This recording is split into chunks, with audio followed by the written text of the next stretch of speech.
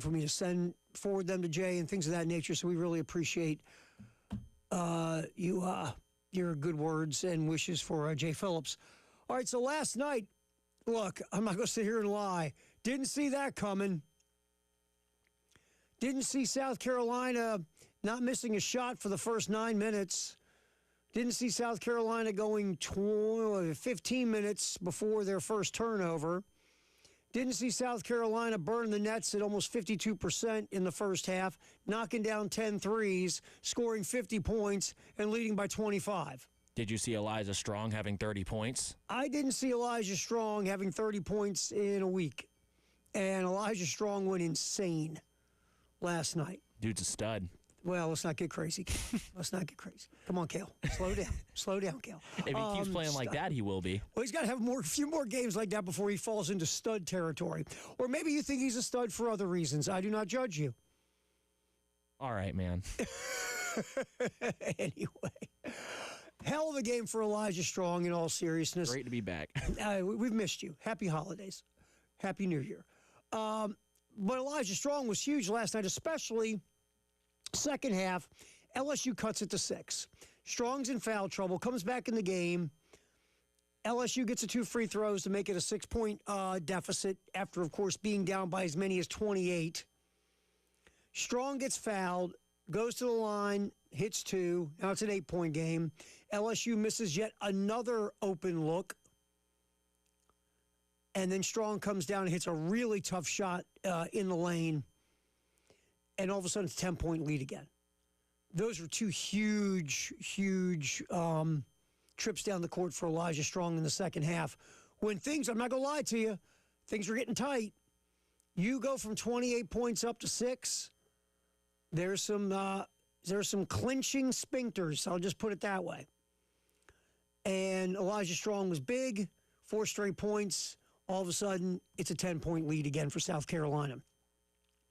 Gamecocks get their first road W in about almost a year and a half. Also, they end up evening up at 1-1 in the SEC with that 10-point win last night. Also, the first half, let's just be honest here. The first half was crazy. For the good. It was good kind of crazy. As South Carolina, again, scored 50 points in the first half. The offense, it cooked, man. They were making shots. Everybody hit a 3. I think Lamont hit a couple of 3s. Cocky knocked down a 3. It was just one of those. You knocked down a 3. Yeah. Mine was from half court. Yeah, right. I can't make a half court shot to save my life. I never could.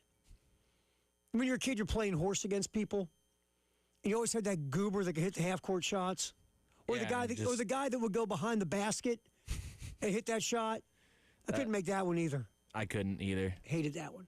The worst thing about it was when I played horse, it was honestly free throws. That was like my biggest weakness. Oh, the free throws got you? That was my biggest weakness when I played basketball.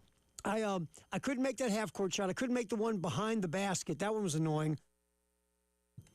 Mine was like, using my opposite hand.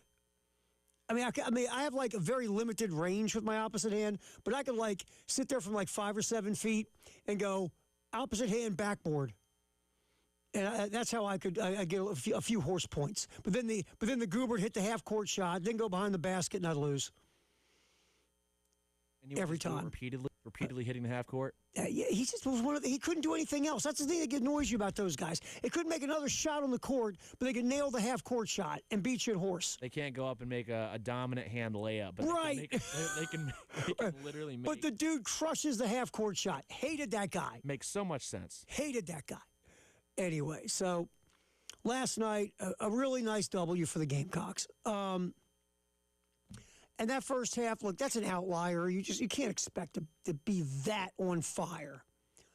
But what you did see was the way South Carolina runs that offense. If you can make some threes, it just opens the court up for so many other things.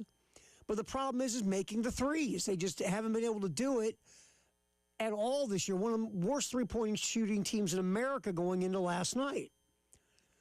And so let's just say you could make, I don't know, my God, 33% of them, which is like the average in college basketball. 33, 34%. Now the floor is spread. Teams have to play you at the three-point line, and now that opens up so many other things you can do. So you saw a hint of the possibilities of this offense if you could make some threes. The problem is making them. And last night, South Carolina, they made threes. They attacked the paint. They moved the ball well, especially in the first half. And before you know it, you got half a hundy. Now, the second half was different. Only scored 28. Had some struggles, had some foul trouble. LSU finally got hot. Because, I mean, look, the Tigers missed a ton of open shots in the first half. I'm not taking anything away from South Carolina. They really gave effort on the defensive end, consistent effort. They hustled on D. So they were trying on defense, but LSU still had a good amount of open looks they just couldn't finish, inside and outside. And South Carolina took advantage of it because the Gamecocks were nailing their open looks. Heck, they were nailing contested looks in the first half. But, you know, at the end of the day, you held on and won. The lead went to 6. Elijah Strong scored 4 in a row. You got it back to 10, and you hung in there and you won the game. And a lot of times when a big lead gets dropped down to like 2 possessions from 20, 25, 30, whatever, there are teams who would lose that lead and get beat. To South Carolina's credit, like I said, they made some plays down the stretch they had to make, and they held on to get the win on the road in Baton Rouge. Meechie Johnson had 19. We said Elijah Strong, the night of his life, scoring 30.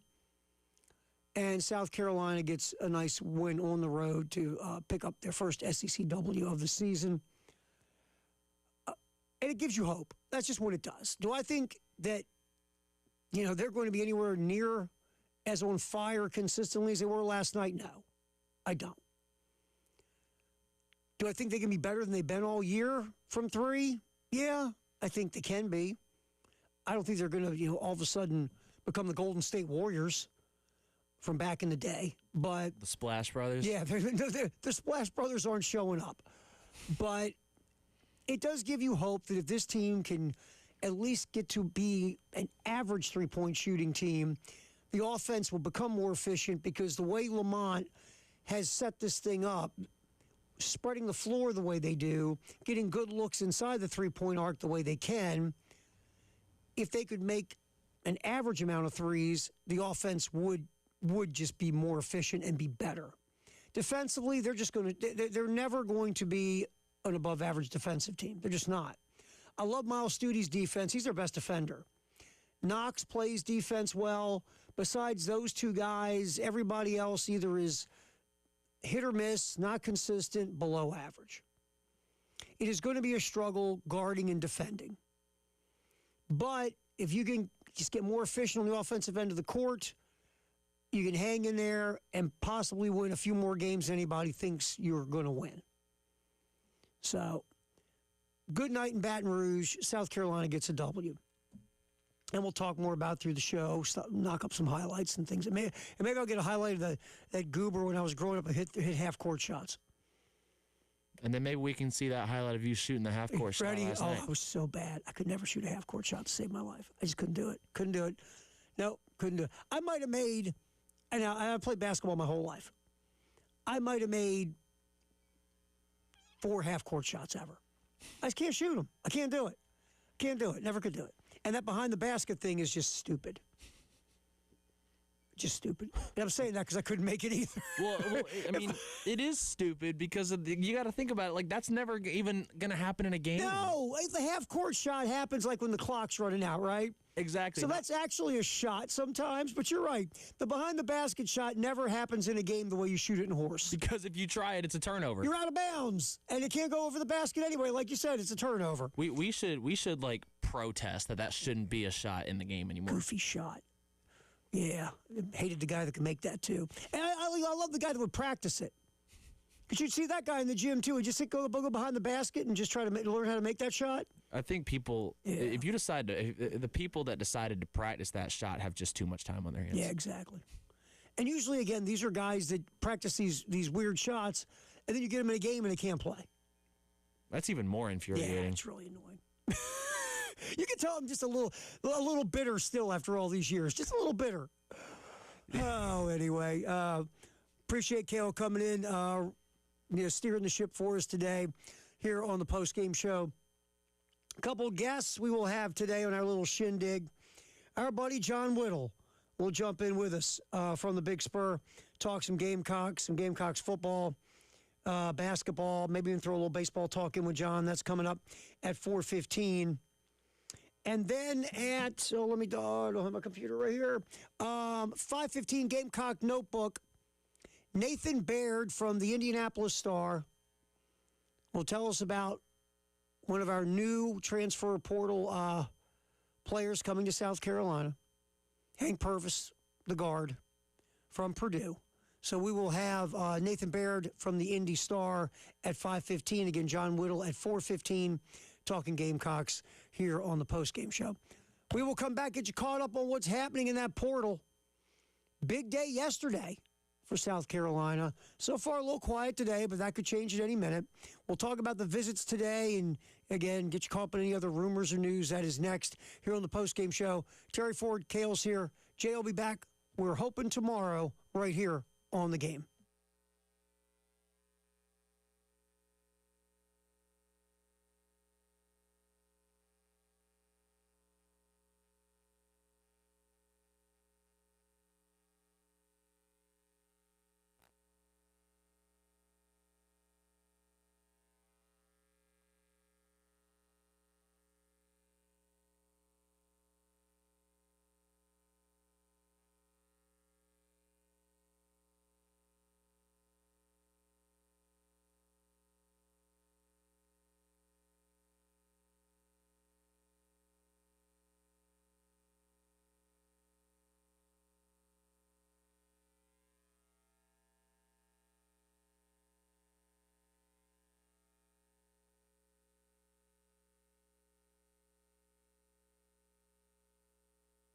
CHW Cabinetry, it's a new year.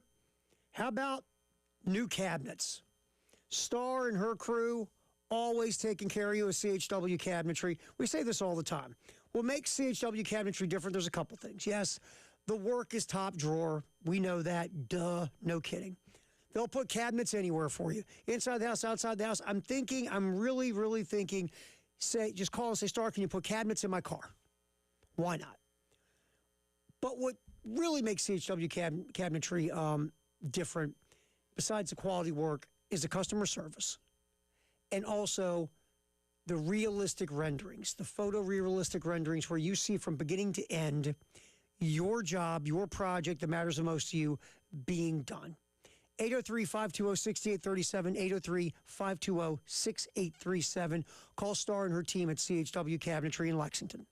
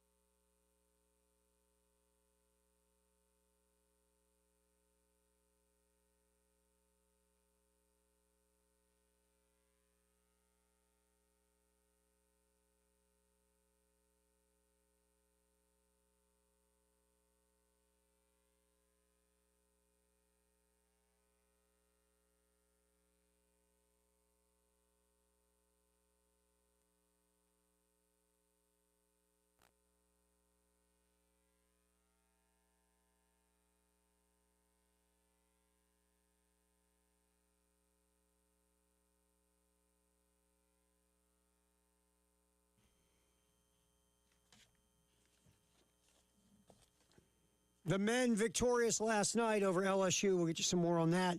Hear from Lamont Paris here in just a little bit. Some of his sound from last night's postgame.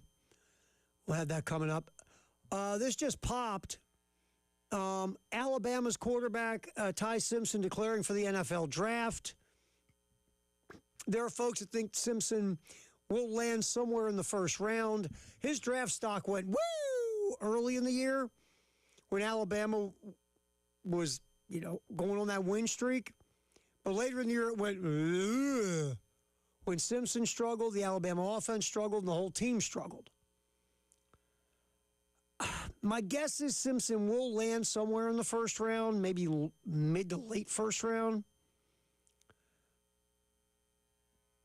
Would not surprise me. Really, Simpson, we talk about this all the time.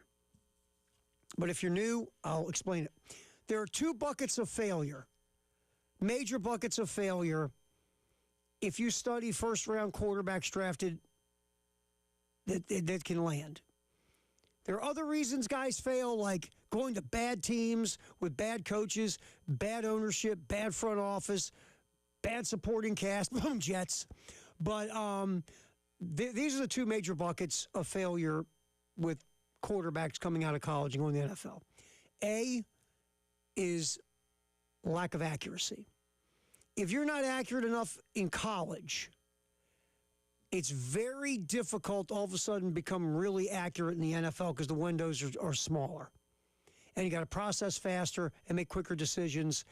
And if your accuracy was not great in college, now we're going to speed you up even more in the NFL. And that's very difficult to become all of a sudden more accurate. Has it happened a couple times? Sure. There are always outliers in the world. Brett Favre is an outlier. He wasn't super accurate in college at Southern Miss, became more accurate in the NFL when he got with Mike Holmgren and John Gruden and Andy Reid and all those guys in Green Bay after he was traded from Atlanta. Josh Allen has become much more accurate. He's never going to be Tom Brady or Peyton Manning or Drew Brees with accuracy. But Josh Allen got much more accurate when a few years ago, after his first couple years in the league, Josh Allen realized if I don't figure out how to get more accurate, I'm screwed. Allen totally redeveloped his mechanics from the ground up. Footwork, motion, throwing motion, a lot of things Josh Allen tweaked or totally overhauled. Really the footwork. His footwork and mechanics with his lower body, he changed a ton because, again, we talk about this a lot of times on the show. Your feet are where you're going to throw the ball. And if your footwork's bad and sloppy and your balance stinks, you're not going to be consistently accurate. So Josh Allen reinvented himself and rebuilt himself. Jalen Hurts kind of did that as well. But Jalen Hurts didn't have the accuracy problems that, to the extent of Josh Allen did in college at Wyoming. So, yes, it can happen occasionally, but typically if you're not accurate you're in college, you're not going to be accurate in the NFL. And two, this one is also a big deal, number of starts you have in college. If you have a year or less when it comes to number of starts in college, that's a bucket of failure in the NFL. It just is. Ty Simpson has started 1 year. Yes, it feels like Ty Simpson's 30 because he's been around Alabama for so long. But Ty Simpson has a year's worth of starts. That's typically in the bucket of failure. When Ty Simpson, do you remember after they beat Oklahoma in the first round and they talked to him in that media press conference, and one of the first things he said is, well, I just want to thank you guys since you guys, doubted us all week and have doubted us since we lost to Georgia. And then he released a tweet, I think like a couple days before they played Indiana in the Rose Bowl. Nobody thinks we're supposed to be here, and it was just, they're playing the underdog gimmick, and I get it. Indiana is very, very good. But it just felt so weird seeing that come from an Alabama quarterback. Yes, an Alabama quarterback. Yeah, because the 18-time national champions are the team we think will never compete in a game. Right. Nobody believes in us. I always my favorite one was when Georgia won the national championship, I think the second time. Oh, no. We're going to take shots at this one. And a couple Georgia players go, No, everyone doubted us. No one believed in us. They had us going 6-6. It's like, no, everyone believed in you. No one doubted you. Was this after they beat TCU 65-7? After they skull kicked TCU, yeah, you had a couple of players from Georgia saying, nobody believed in us. Yeah, everybody believed in you, dude. Everybody. Stop it. But yeah, it is funny when you hear Alabama play the underdog card, or the nobody believed in us card, or, we have haters and doubters card. And then they went out and they got dismantled. Indiana beat Alabama playing like Alabama. I would have loved to have seen the response to that underdog tweet on Ty Simpson's timeline after they lost that game. That didn't age well. No, it did not. Didn't age well at all. All right, let's get you caught up here at the transfer portal. Or as we like to call it, college football free agency. Yes. Casey Henry, who obviously has transferred away from South Carolina, has joined Louisville. Casey Henry will committed to Louisville today. He'll have could have more than 1 year if he's put in for some medical red shirts. If his pending medical red shirts work, he could have multiple years left to play because Henry's been hurt a lot. So Casey Henry has committed to Louisville. So that's the going out of the portal. Let's take a look at the possibly coming in. 4 commits so far. Jaden Gibson from Oklahoma, wide receiver. Defensive lineman Jordan Thomas from Georgia. 2 offensive linemen, center Carter Miller from Central Florida. Hank Purvis from Purdue. Again, we will talk to Nathan Baird from the Indianapolis Star at 5:15. He'll give us the what's up on Hank Purvis. And I know this one's not from the transfer portal, but it's still a commit that was released today. I don't know if we already spoke about it on the earlier show, but I saw that Stone, is it Furry or Fury from Dutch Fork High School committed Furry. to South Carolina. Yeah, Mike Furry's kid. Yeah. Stone Furry. He was pretty good in my time covering high school football this year. I did not see a lack of big plays from him. And Dutch Fork always produces. Yeah, Dutch Fork's always pretty good. Yeah, yeah, they're not horrible. they're okay. So yes, Mike Furry's kid, Stone Furry, committing to South Carolina from Dutch Fork High School. Good call by you, sir. All right, so the visits as we sit on January 7th. Other reported visits: Nate Palmer, running back TCU. DJ Chester and Paul Mubenga, offensive lineman, interior offensive lineman from LSU. Great name. I love this name. Nitro Tuggle from Purdue, wide receiver. Nitro's problem, dropped 7 passes last year. But Nitro Tuggle from Purdue, that visit was reportedly yesterday. Also, Quashid Scott, a defensive back from Kentucky, yesterday. Bryant Williams, offensive tackle, Louisiana, today, tomorrow, or today or yesterday. Go ahead. Go ahead, Quay Scott. That Quashid Scott, I would not be surprised if he ends up coming to South Carolina at all. I don't know if you know, he's from Marion, South Carolina. He played at Marion High School. I'll tell you what, they need DBs. We don't talk about this because there's so many needs on this team. You've lost, DQ Smith finished up his eligibility. You lost 2 other DBs to the NFL draft. You need defensive backs. I mean, yeah, you said it pretty perfectly. I mean, he was pretty good, in my opinion, for the Wildcats. I mean, this year, he had only 2 pass breakups, but he was more the guy that, he wasn't in every single play. He was more of a system DB, and it was on more of, situational DBs. But I remember the biggest play that he had this year was a interception against Florida, 55-yard return. That if he's able to come to Columbia, that kid can be developed into something special. He's already a really talented player, but he could be, genuinely feel like he'll be something at the next level. And he could be one of the more underrated DBs to ever play here. Quay Scott, and I just got his numbers up on Pro Football Focus really quick. Scott on the season had the 3rd best coverage grade on the Kentucky Wildcat football team at 76.2, which is above average. Was targeted 24 times, 15 receptions against him, 12.3 yards per catch, 4 pass breakups a pick. If you look at NFL, like the quarterback rating, they also do that obviously for defensive backs. The rating defensive back rating in coverage, 82.6, which is good. So basically, to your point, Kale, Quay Scott on the field last year in 253 coverage snaps had a nice season. Yeah, and he's not small either. I mean, he's 6 foot, 6'1", which is, I think, in my opinion, a little bit above average for college DBs. Mm-hmm. So, I mean, that's also something to note, because if you're able, if you're like, there's some guys that are 5'8", 5'9" in the DB position, and no disrespect to them. I mean, they're really, really talented, but when you get those extra 3 inches in your 6 foot, it makes it easier to cover taller receivers. Yeah, so Quay Scott, his coverage grade's good, and not great against the run. He missed some tackles last year, but again, coverage grade 76.2 is above average. So we'll see what happens there. But Quay Scott, rumored to have himself a visit as well. We'll continue taking a look at the transfer portal and the visitations for South Carolina next here on the postgame show.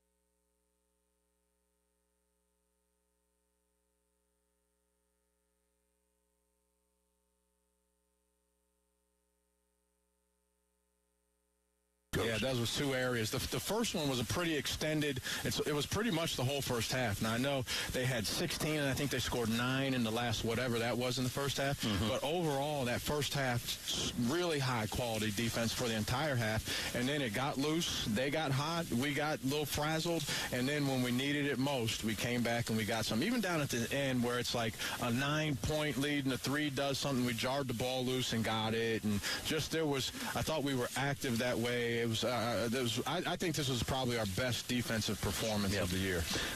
There's Lamont Paris, South Carolina men's basketball coach, talking about last night's win over LSU in Baton Rouge, 78-68. It was. I'm watching South Carolina this year. It was, to me, their best performance defensively.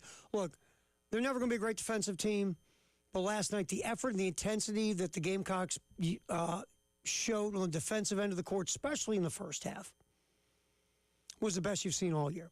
Again, LSU still had their share of open shots in the first half, just missed them. But South Carolina got some turnovers, some steals. They, were switching on defense. They were making things difficult, or as difficult as they could for LSU at times. I thought Miles Studi played a really nice defensive game, especially in the first half. Studi is the best Gamecock defender. And he drew a charge in the first half last night. He was very active defensively. Again, Eli Ellis is always going to have trouble when it comes to squaring up and guarding man-to-man because of his size. And he's not the most twitchy, quick dude in the world. But Ellis did a nice job in the passing lanes, getting some deflections and a steal or two. So it was their best defensive game of the year, yes.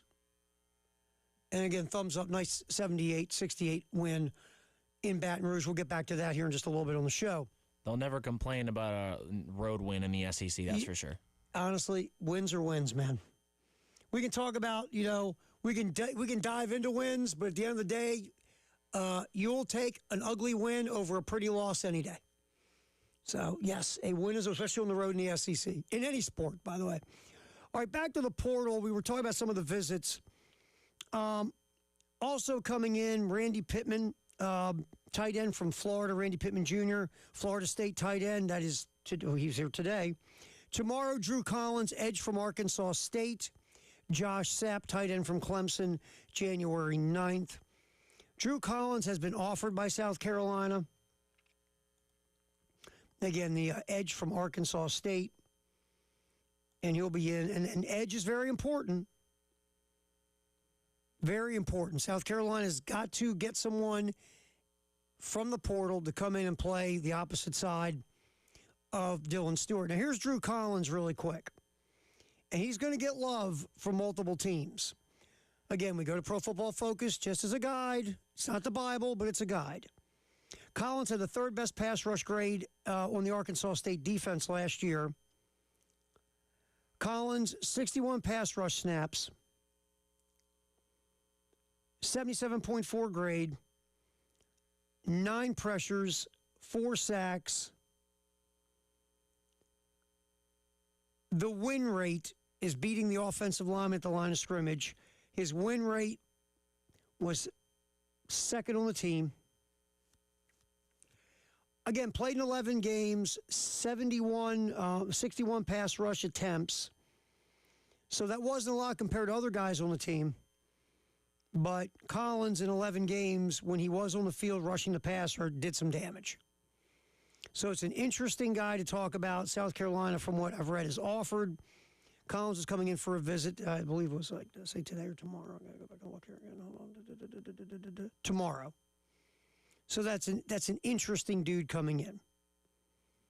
So that's what the visitation looks like right now when it comes to the Gamecocks. If anybody decides to jump in, we'll let you know. And again, Casey Henry has committed to Louisville, in case you missed that earlier. All right, so you're wondering how much money are these guys getting through the portal anyway? Because this stuff is so super secret. But The Athletic, a really nice deep dive in The Athletic by Sam Kahn Jr., kind of gives you a little bit of insight. We'll pick at this. We'll get a little bit of this now and then catch back up onto it next hour. Quarterbacks are ranging from $1 to $4 million in the power leagues, and some guys are getting up to $5 million. Darian Mensah of Duke, Carson Beck at Miami both got about $3.5 million this year, but it should be going even higher in this cycle. One Power 4 GM said, quote, if you don't spend $1 million, you ain't getting a high-level quarterback. There are people people talk about Brendan Sorsby, Cincinnati, who just transferred to Texas Tech. Arizona State's Sam Levitt, they're expected to draw $4 million or more. That's the word on Sorsby, obviously. Drew Mestamaker, who was at North Texas, had a great year at North Texas and followed his coach, Eric Morris, to Oklahoma State. He received a 2-year deal at $7.5 million, according to the Tulsa World. $3.5 million in 2026, $4 million in 2027. And yes, Mestamaker had a phenomenal year, but he did it in the group of 5. I remember when you're speaking of Mestamaker, I remember it was one of the weeks that during the high school scoreboard show, after I had finished reporting a game live, I'm on the way home, and obviously I'm listening to the high school show, and they talked about the Friday night college football games, Elijah and Justin, and North Texas was playing at Charlotte that night, and Mestamaker had thrown for over 600 yards in a game. It's just filthy. No matter what division you're playing in, 600 yards in a game is insane. He's insane. He had some insane numbers this year, did Mestamaker. And again, that offense, very quarterback friendly with Eric Morris. And now they're going to see if they can translate this to Oklahoma State. But Mestamaker, I want to find let me see here. The transfer portal just has, you'll see new things in the transfer portal every year. And when I say that, I don't think you've ever heard this before, Terry. Where this is going to be something new for you. So Oklahoma State offensive lineman Grant Segrin entered the portal, right? And had went on visits. He went on a visit to Oklahoma State when he was at Oklahoma State. Like, I'm going to enter the portal, but I'm going to go and visit the school I'm already at. Well, because they have the new head coach, right? So you want to go visit with the new head coach. So they're going to see if they're going to ready. I'm coming through the portal back to Oklahoma State. That's like, sell me on your program again. Yeah, it's like, look, you're the new head coach. I was leaving the old program. What can you tell me in the new program to make me want to stay? Mestamaker, to your point, threw for 608 in that night against Charlotte, 4 touchdowns and a pick, 37-49. Also, against Rice, at Rice, he went 19 of 23 for 469 and 3 touchdowns. That's not horrible. There are some of his games are just silly. So just in those 2 games alone, that's over 1,000 yards. Yeah, he put up big numbers all year. Just put up big numbers. He hit almost 70% of his passes, 34 touchdown passes, 9 picks. Mestamaker could spin it. Well, Oklahoma State's biggest issue last year was the offensive side of the ball. Their offense was just bad. It was bad. I think bad's an understatement. Quarterback play, bad. Everything bad. Oh, it was terrible. So, yeah, you're going to bring in a new head coach who is known for offensive firepower. His quarterback's coming. It's going to be fun to see how Oklahoma State. Look, they could lose games 50-49 next year, but their offense will be a hell of a lot more exciting. I think Cowboys fans would be a lot. I think they'd look forward to a lot more of turning on their TVs on Saturdays if that's how they lost games compared to 49-0 like they did nearly every week. Yeah, Mestamaker, again, 2 years, $7.5 million. 2026, $3.5 million. 2027, $4 million. So we'll get more of these breakdowns by position, but quarterback obviously is the most. You got to spend $1 million. You just got to, and you're going to spend a lot more. Like Lenora Sellers is getting a lot more than just $1 million. Head coaching news in the NFL. We'll get to that next here on the postgame show on the game.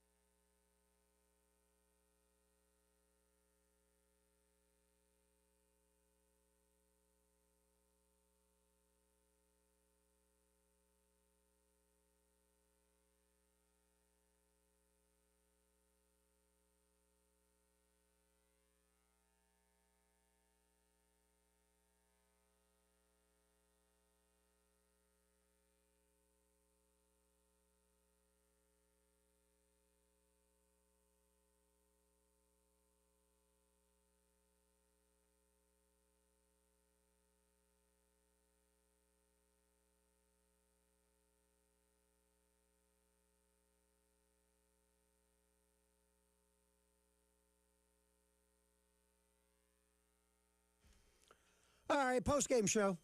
Kale's here, punch the buttons. Terry Ford, appreciate you hanging with us. Hanging with us. Jay will be back on Monday. Jay will be back. Did you get it working? Wednesday, Did you get Thursday. it working? I'm telling you, I don't know what the hell I'm talking about. Jay will be back tomorrow, which is Thursday. Kale's here helping us out today, and we appreciate it. Trying not to self-destruct the station. Yeah, just please, God, there's certain buttons in there. Don't touch. Just don't touch them. Don't touch them. I'm looking up now. There's a restaurant with an OM cheeseburger. Basically, the cheeseburger is dipped in a skillet of hot cheese.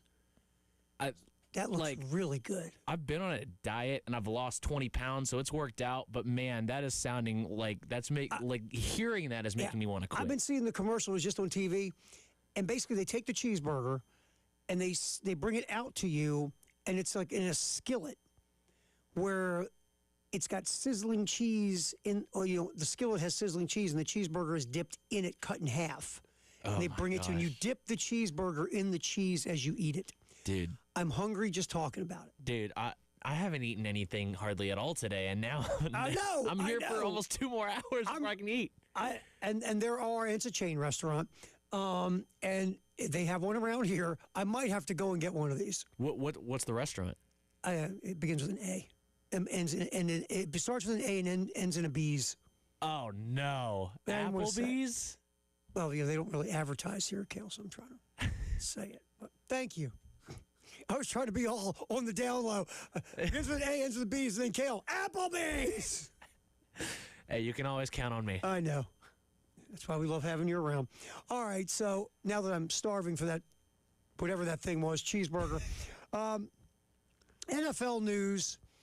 Todd Bowles, the head coach in Tampa, says he wants to continue being the head coach in Tampa. He'll be back next year. Wants to be back next year. And Tampa, look, this is why the season is so long, and you can't go nuts over what happens in September and October. When all the people that get paid to yap on TV were jumping up and down about, Baker Mayfield being an MVP and Todd Bowles being coach of the year and blah, blah, blah, blah, blah. I was like, yeah, they're playing great now, but let's just see how this thing rolls the rest of the year. And Tampa, of course, second half of the season, after their bye week, all they did was just lose. It's like in the bye week, Todd Bowles got everybody together and said, okay, fellas, we've been doing a lot of winning. That's great. All right, let's all figure out how to lose. Because this thing just went off the rails. Bowles will be back as the head coach of the Buccaneers. I get it. He should be. Tampa Bay has gone to the playoffs with Todd Bowles as the head coach. This year, they were right there till the end. And, they just had a terrible stretch run. And it bit them in a bad division. I'll say this. Again, if you're Todd Bowles and in this division next year and you're Tampa and you end up in the same position you are this year, there might be a conversation about your job. But this year, you bring him back for 2026. So Todd Bowles will be back. According to sources, Tom Pelissero from NFL Media, the Baltimore Ravens have put in requests to interview Dolphin defensive coordinator Anthony Weaver, Seahawk offensive coordinator Clint Kubiak. Now, it's early in this whole spiel. Weaver played for the Ravens, coached on the Ravens staff. Clint Kubiak has the last name Kubiak. That's number one. His dad was the offensive coordinator in Baltimore 2014. Clint has done fine work in Seattle this year with the offense and Sam Darnold. Clint Kubiak also worked under Kyle Shanahan. That's an interesting conversation. Look, if Anthony Weaver, if you hire anybody on the defensive side of the ball, if you hire a defensive coordinator, or you're thinking about the first questions you ask is who's going to be your offensive coordinator? Who are you going to hire? What kind of offense you want to run? You do know we have this generational talent named Jackson here, right? And we want to run a multiple type offense to take advantage of his special skill set. You understand that, right? You're not going to be this defensive coordinator that's going to be playing to his defense and handcuffing his offense, are you? Look, I'm not saying defensive coordinators as head coaches don't work. Sure they do. But they're the ones that work. Remember, they're not the defensive coordinator anymore, and they can't play to their defense in 2025. Yes, you have to play defense to win, but you also have to understand you can't play like it's 1979. The Ravens will obviously interview more folks for the opening.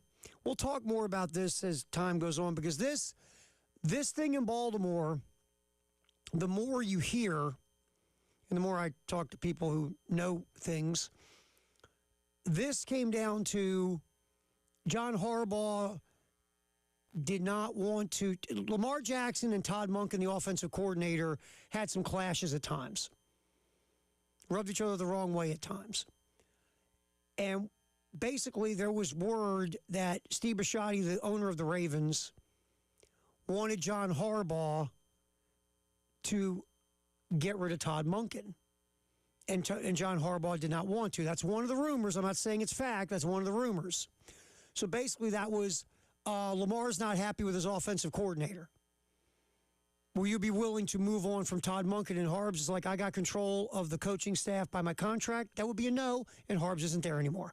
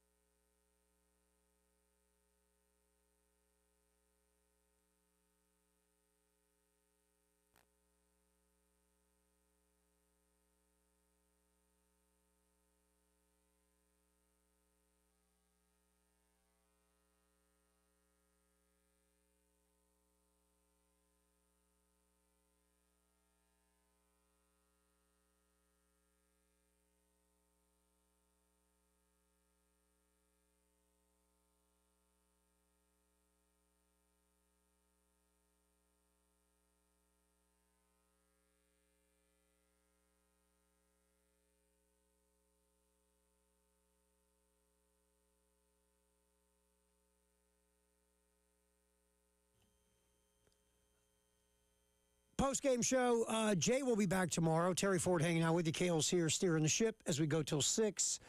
No new news of anybody coming through the portal for South Carolina. There have been, obviously, there's visits going on.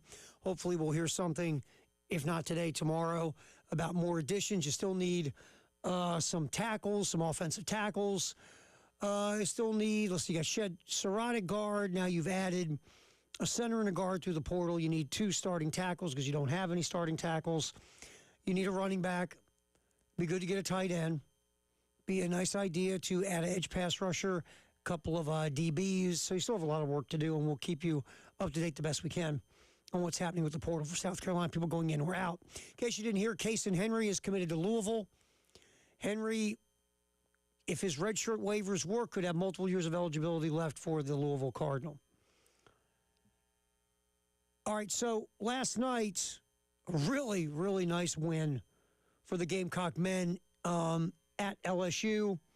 Got up as much as 28 in the first half, leading by 25 at halftime. Then the lead whittles to 6. Then you're like, oh, bleep.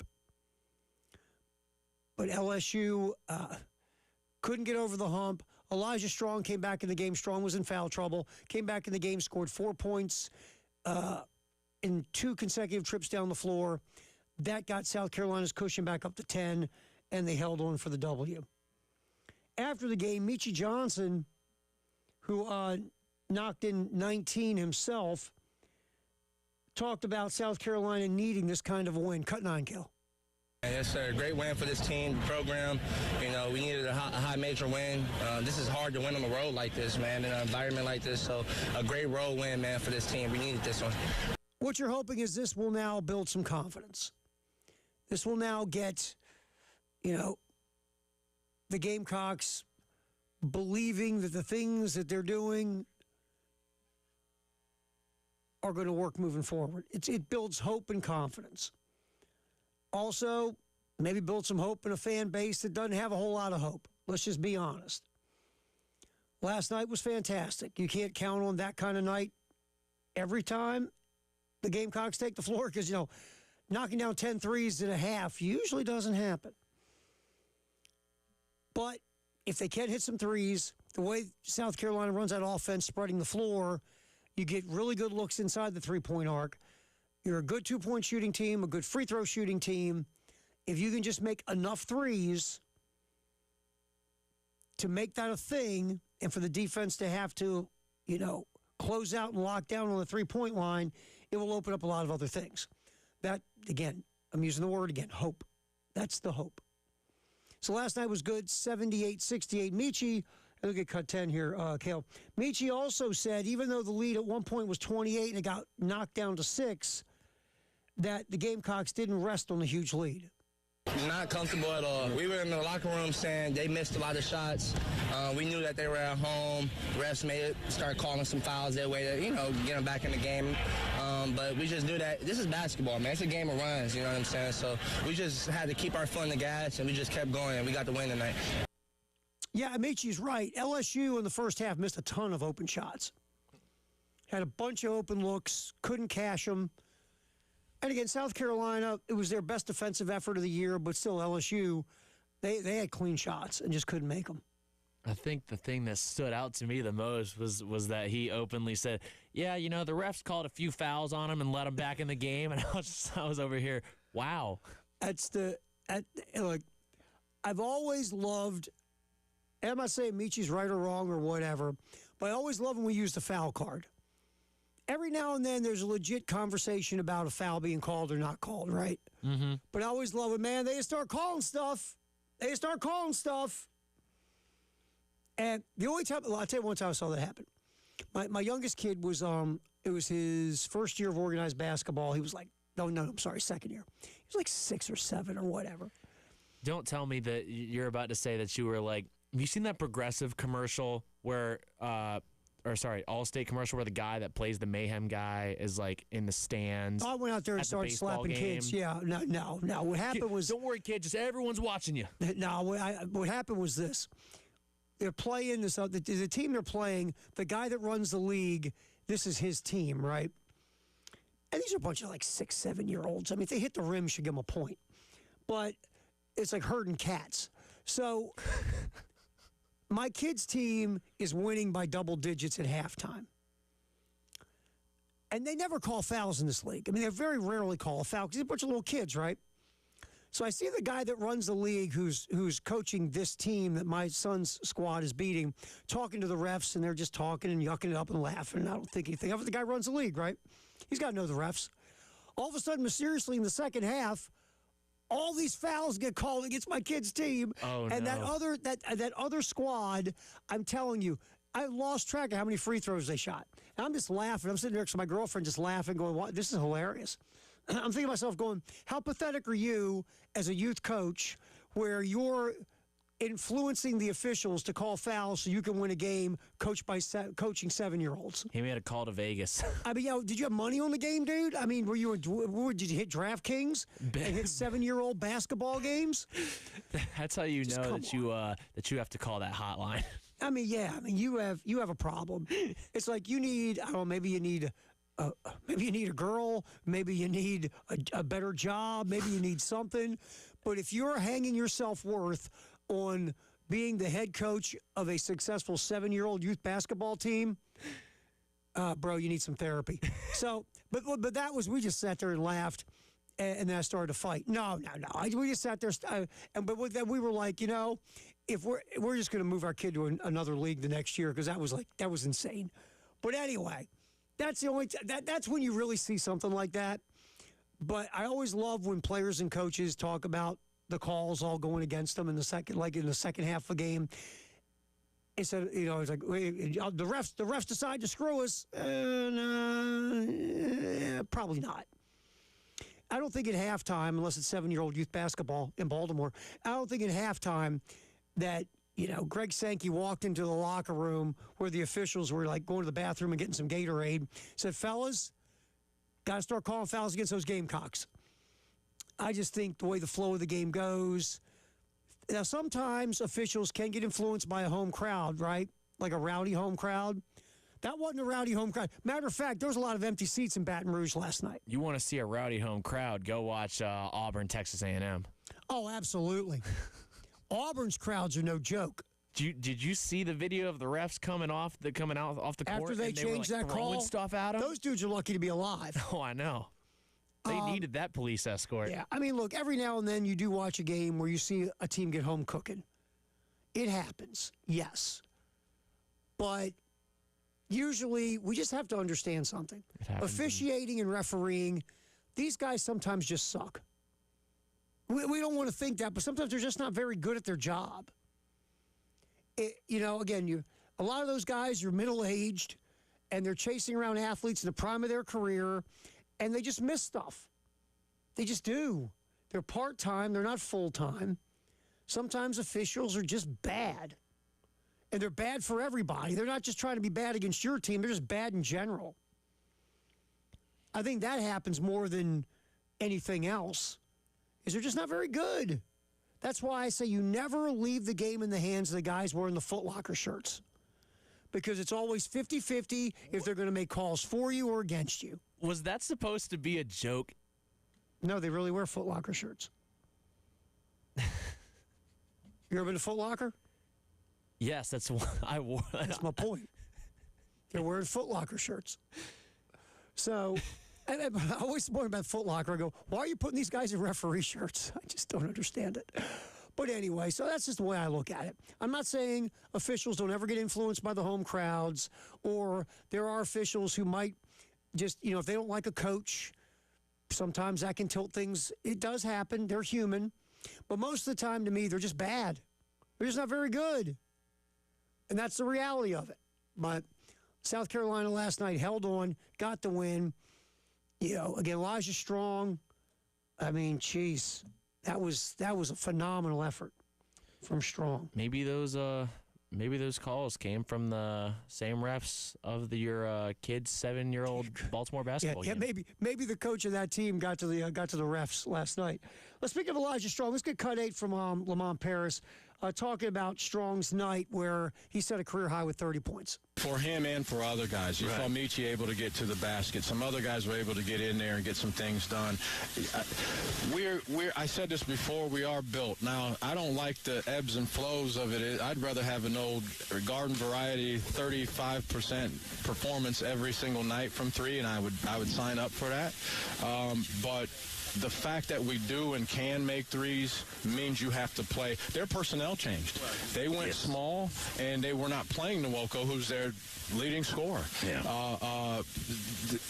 You have to make adjustments if you can make those threes and you're going to take those threes. So, fortunately for us tonight was a night that we made some. I thought we generated incredible looks. I will say that. I mean, I'll give the guys credit for that. But then we also made them, and it really impacts what the defense has to do. That's a great point by Lamont.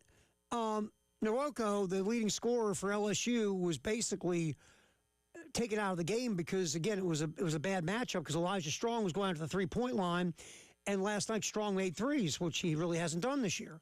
Now, Nwoko is not built to go out and guard a center at the three-point line. He's just not. And so last night he had to.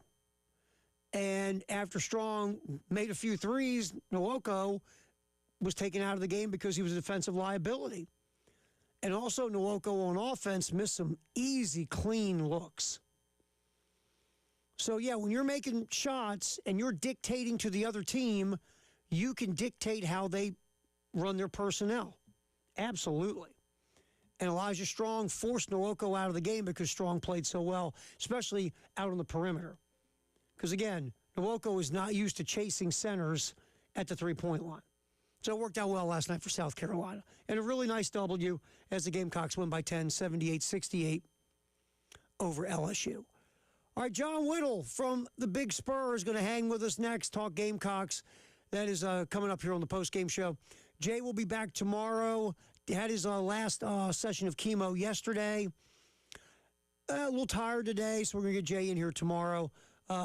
But we got our buddy Cale punching the buttons. It's Terry Ford, and it's a post-game show. John Whittle next from the Big Spur right here on the Game in Columbia, Florence, Myrtle Beach, and Charleston.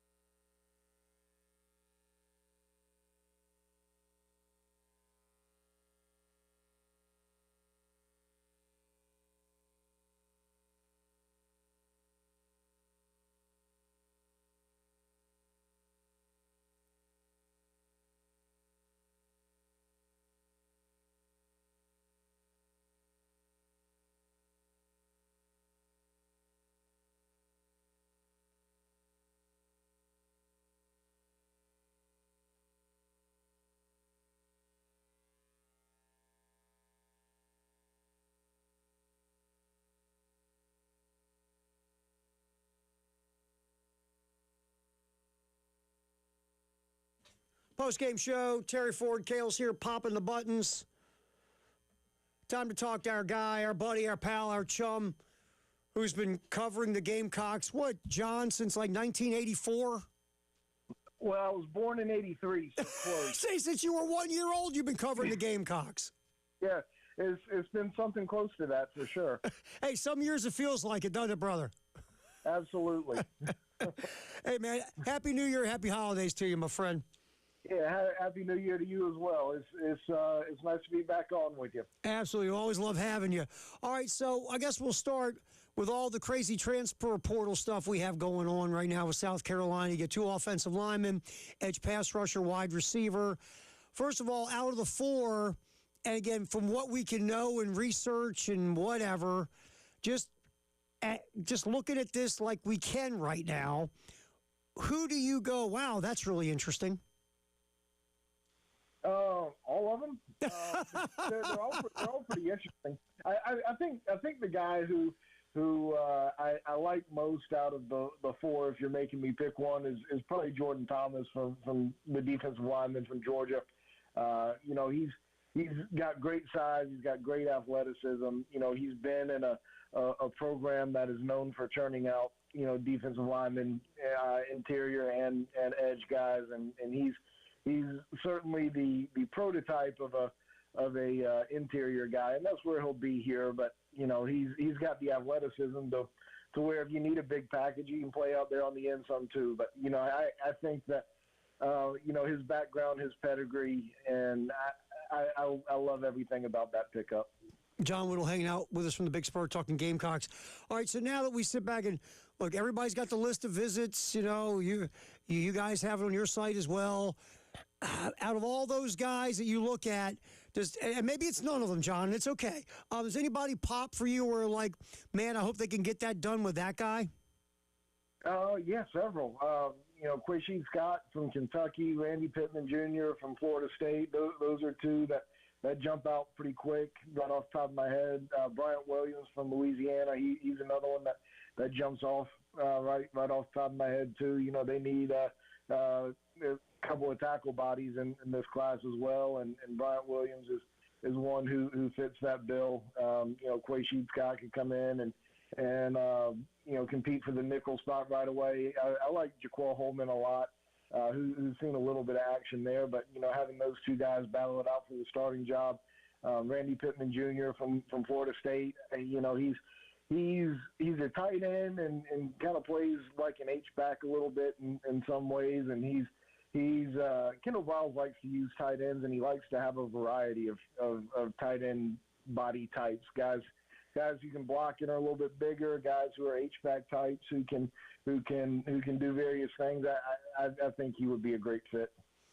John Whittle hanging out with us from the Big Spur. Last football question for you real quick. All right, we do our little Twitter polls here at the game, at 107.5 The Game on Twitter. And we asked folks, okay, after the wave of transfer portal additions yesterday, what do you want to see addressed next? More offensive line, DBs, edge, running backs. Obviously, the offensive line was a runaway winner. Are you feeling the same way there, or would you like to see another position get filled that you're kind of looking at besides the offensive line, which we know is kind of like the no-brainer? I mean, I've got to stick with the no-brainer. You got to keep going more O-line. I mean, I've been pretty vocal about having to completely rebuild that room for a while and blowing it up, so to speak. Maybe not getting rid of everybody, but certainly stripping it down to the studs. But apart from that, if you make me pick another spot, I feel like you really need to go out there and get a pretty dynamic edge as well.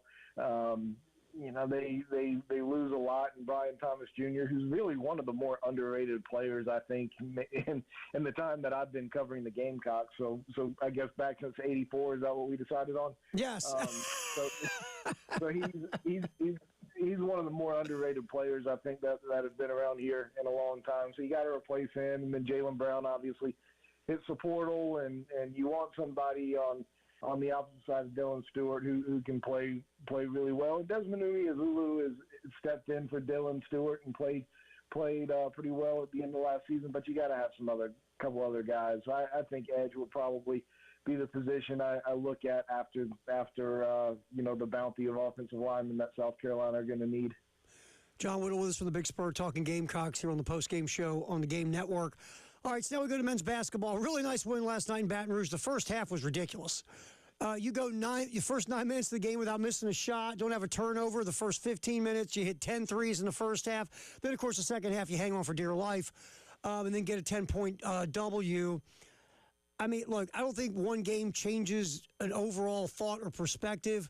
Where are you at with the men's basketball team as we sit right now in their season? Whew, I tell you what, that game yesterday was something else. I sat there and laughed through the first 10 minutes of that game. I'm like, what the heck is going on with these guys?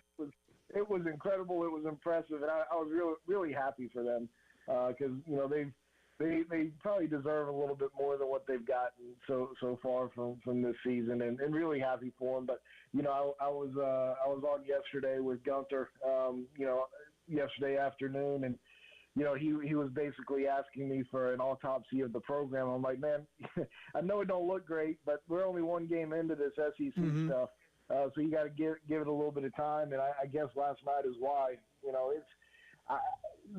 It's still going to be a real challenge, I think, for South Carolina to string together some meaningful victories in this SEC play. But maybe I'm wrong in that. That right there, what we saw last night, is kind of what Lamont Paris designed this team to be, one that can shoot from the outside and one that may not have the prototypical inside game, but they have some guys who can post up a little bit, and they want you to change what you're doing from a defensive standpoint to be able to guard them on the perimeter and space the floor and attack you that way and get you out of your comfort zone. So, I thought South Carolina did a really good job overall. I thought Elijah Strong had his best game. Forget the 30 points. Like he looked like he was just completely in the flow of the offense and played that way. Sometimes he gets out there and knocks a couple of shots and he thinks he's Del Curry and you pass him the ball and you never see the ball again. Right. And yesterday I thought he did a great job of not only scoring. I mean, he got his shots. He took 15 shots, but he also had some assists and he had some rebounds too. So I just thought he played a great overall game. It was good to see Eli Ellis have a couple of big shots go through because he's been missing far too many. That's the biggest surprise of the season for me, is that he went into last night as a 20.5% three-point shooter. So having some things go their way was certainly a positive, and see if you can build on some of that momentum. They jumped a good 18 spots or so in the net. I can't do math real well. And so made a nice jump there, and string together a couple, see what happens. All right, final thing for you there, John Whittle from the Big Spur. Obviously, you know a little bit about baseball, but just a tiny bit. It's coming, man. What do we have, 5 weeks roughly, somewhere around there till the first game of the season? Do you have any idea what you're going to see when the Gamecocks get rolling? Well, I feel pretty good about the pitching staff and the depth that's there, especially from the starting pitching standpoint, but a depth perspective in general. I'm a little more cautious on the position player side of things from an offensive and defensive standpoint. But they are getting a couple of guys back who didn't really practice in the fall, didn't really play in the fall in any of the scrimmages, and Jack Reynolds at second base, and Reese Moore can catch and hit and maybe play a little bit of left field. So those two guys I think can make a significant impact from a position player standpoint that we didn't get to see in the fall. But I feel pretty good about the pitching staff and the talent that they have there, and we'll see how it comes together from an offensive standpoint. We always talk this time of year about, does the pitching look really good because the hitting's not very good, or is it been poor offensively because the pitching staff is just that darn good? We don't get to figure that out with certainty until middle of February, and I guess going into the season. But right now, I really like the look at the pitching staff, and I think they have an opportunity to be very strong this year. And last thing for you, maybe there's not an answer to this yet because we haven't even gotten things started for real, but you wrote a very in-depth deep dive on the baseball team at the end of last year. And there were some issues that you brought up that you had, on great source gotten. Have you heard of any of those issues or ills being fixed since you found out about some of those things, or is it too early to even know that stuff? Well, it's a lot of the stuff that needed to change needed to go on in the off season, and the word I've gotten is there have been some significant changes from last year to this year, and I guess we'll see how much those carry over into the season, and there's still some things to kind of see how they evolve, I guess. But yes, there's been a lot of time in the weight room this past off season. They certainly, or in the fall, they certainly altered the way they do things from a time standpoint and when they practiced and that kind of deal. So there's been some changes. There's been some changes over there, and a lot of what was discussed in that story. We appreciate you since he was a year old covering South Carolina Gamecock athletics. And I haven't gotten any better at it. My man, always loved talking with you. We'll bug you again really soon. Appreciate you, John. Thanks. Good talking to you, too. All right, we'll see you, man. John Whittle from the Big Spur. We'll come back. I saw something today that I want to just kind of share with you in the next segment. Cam Cleveland played in the NFL for 8 years with the Saints and the Patriots and the Rams. He's now an analyst, and he put out a very interesting tweet about college sports and where it's at in the epidemic. And I'll just start with this line, and we'll get the rest at the other side. College sports isn't where this epidemic started. A very interesting little post from Cam Cleveland. We'll read it to you next here on the post-game show on the game.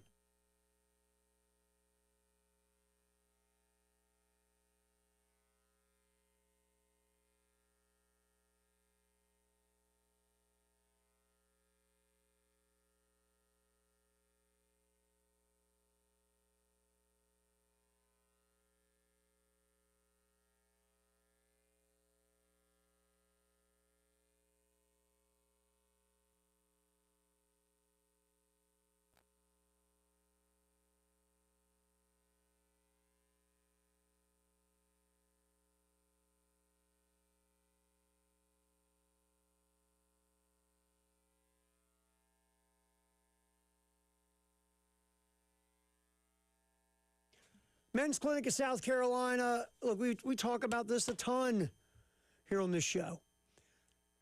You're a guy, you're getting older. Things aren't what they used to be, man. They're just not. Whether it's you're not sleeping like you used to, you can't remember stuff like you used to, you're not as strong at the gym, you don't recover from exercise like you used to, you're sucking down ibuprofen for breakfast. Maybe your life drive, you don't have the same drive you used to, the same oomph. Could be low testosterone, could be some other issues.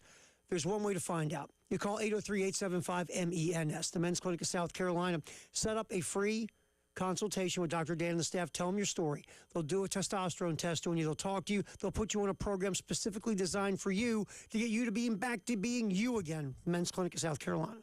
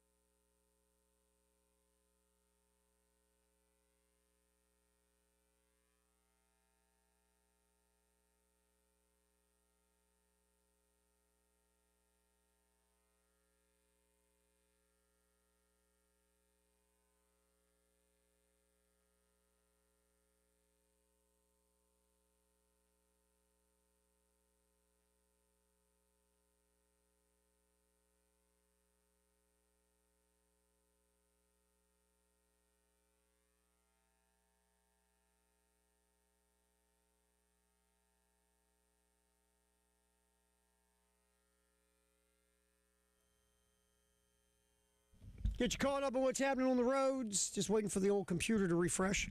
All right, we have some accidents. I-26 eastbound at I-20 exit 107B. Also I-77 southbound at Alexander's Bridge. In Lexington, South Lake Drive near Nazareth Road. Also, there's an issue there. And in Two Notch Road, or on Two Notch Road at North Grampian Hills Road, we have an accident reported there as well. Post-game show. Terry Ford, Kale's here. Jay will be back tomorrow. Interesting post on social media from Cam Cleland we're going to let you hear about next.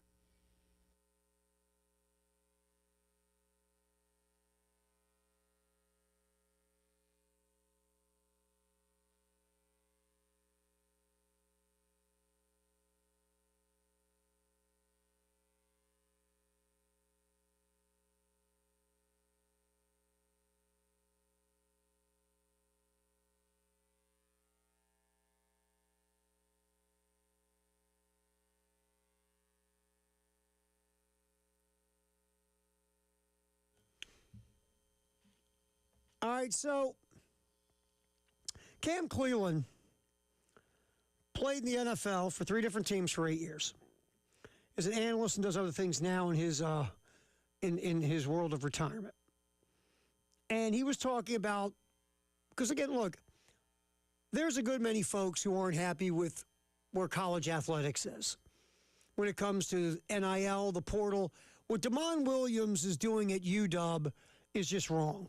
And I am pro player, get paid, get compensated. I would just like to see, again, I know it's not easy, it's very difficult, but to make this thing have sense and rules, if you're waiting for Congress to bail you out, good luck. You'll end up like Leonardo DiCaprio in Titanic. But if you really want to get this done, you're going to have to find a way to collectively bargain. You just are. I know it's not easy, but you have to find a way for everybody to agree on documentation that can be signed, that can be rules and regulations that won't be taken to court every 5 minutes. A lot of people don't like where things are at. I get it. I just think you need to have rules and rhyme and reason. But I have no problem with players getting compensated. But now, like the Damon Williams thing, I mean, you sign a deal with Washington, and what, a day or two later you go in the portal because all of a sudden someone's going to offer you a better deal? You signed a deal. I believe you signed a contract, you've signed a contract. But again, what's legally binding, what's not? Because this world is screwy. It's an NIL deal, a legal document that can be held up in court because the University of Washington is going to use litigation on Damon Williams, which they should, if this is what we think it is. So anyway, college sports is upside down in a lot of ways. There's no rules, no guardrails, all that stuff. Here's Cam Cleland, his post on social media about the state of college sports, and everybody's going crazy, and so many people are upset. This is from Cleland. College sports isn't where this epidemic started. Did you sign your 6-year-old up for travel sports? 4 different teams in the last 2 years or 2? Did you quit Little League and your school's rec team to travel to Texas and Florida at age 9? Is every weekend at the Travel Lodge with your kids' numbered sweatshirts on at 8 a.m., blaring some pre-made walk-up song montage? Did you do that? Did you move your kid to a new school that you didn't even live in the area multiple times in their high school careers? Chasing the it's not so much better there mindset because the friends' parents you talked into it and your excuses was just want to be part of winners. Did you have a meeting to get the volunteer parent coach fired or the school's administration or the coach fired because he or she didn't play your kid? Did you pay a personal trainer thousands of dollars to watch your kid get burned out and tell you this sucks, I just want to play video games? Did you run your kids' social media, YouTube, NIL potential so you can market the next big star that's in your family? Folks, we're all guilty of wanting something better, but stop acting and blaming college sports. That ain't the problem here. This just happens way before they get to college. 100%. 100%. I say this all the time on the show. Who do kids learn from? Adults. What do kids see growing up? Hey, if you're really good at sports, forget your grades. Screw it. We'll have somebody do it for you. Hey, we'll make sure you get compensated for playing at our high school. Or, hey, come play in our AAU, play for our AAU squad, or our 7-on-7, or our travel team. So many kids get their backsides kissed by adults at a way too young age to handle it because adults want to win in sports like AAU and rec league and travel ball. Kids learn from adults. If you're a kid and everybody's giving you everything because you're special in sports, what do you expect? Yeah, exactly. Then you get to college. What do we see in college sports? We see Cal and Stanford in the bleeping ACC. Last time I checked, they didn't move the campus of Stanford or the campus of Cal Berkeley to the East Coast. Money. It's about money. Leagues are growing for money. Coaches chase jobs for money. Teams change conferences for money. Everybody's doing everything for money. Kids learn from adults, man. Kids watch and say, no matter what you do, if you're winning, somebody will try to fix it for you, make an excuse for you, get you out of things. Okay, do it for coaches. Do it for players. They learn from adults. Adults start this thing when they're young. Everything in our society, when it comes to sports, is pushed to winning. We're all guilty of it in some way, shape, or form, little or big. Winning is what matters. Everything else is, we'll figure that crap out later, man. Let's just win. And if we win, that's the perfume we put on it and make it smell better.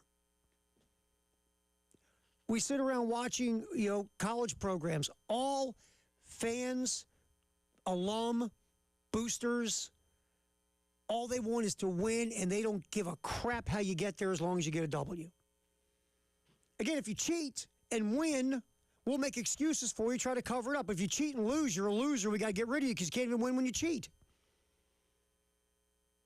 Cam Cleveland's right. All of this started way before these kids get to college. Again, you learn from adults. You just do. And the more adulting that has gone on in youth sports, the worse all this gets. Adults screw up everything. They just do. I've talked to kids who are now in their early 20s who got tired of playing organized sports because they just got tired of dealing with adults. So Cam Cleveland is absolutely correct. Good for Cam Cleveland.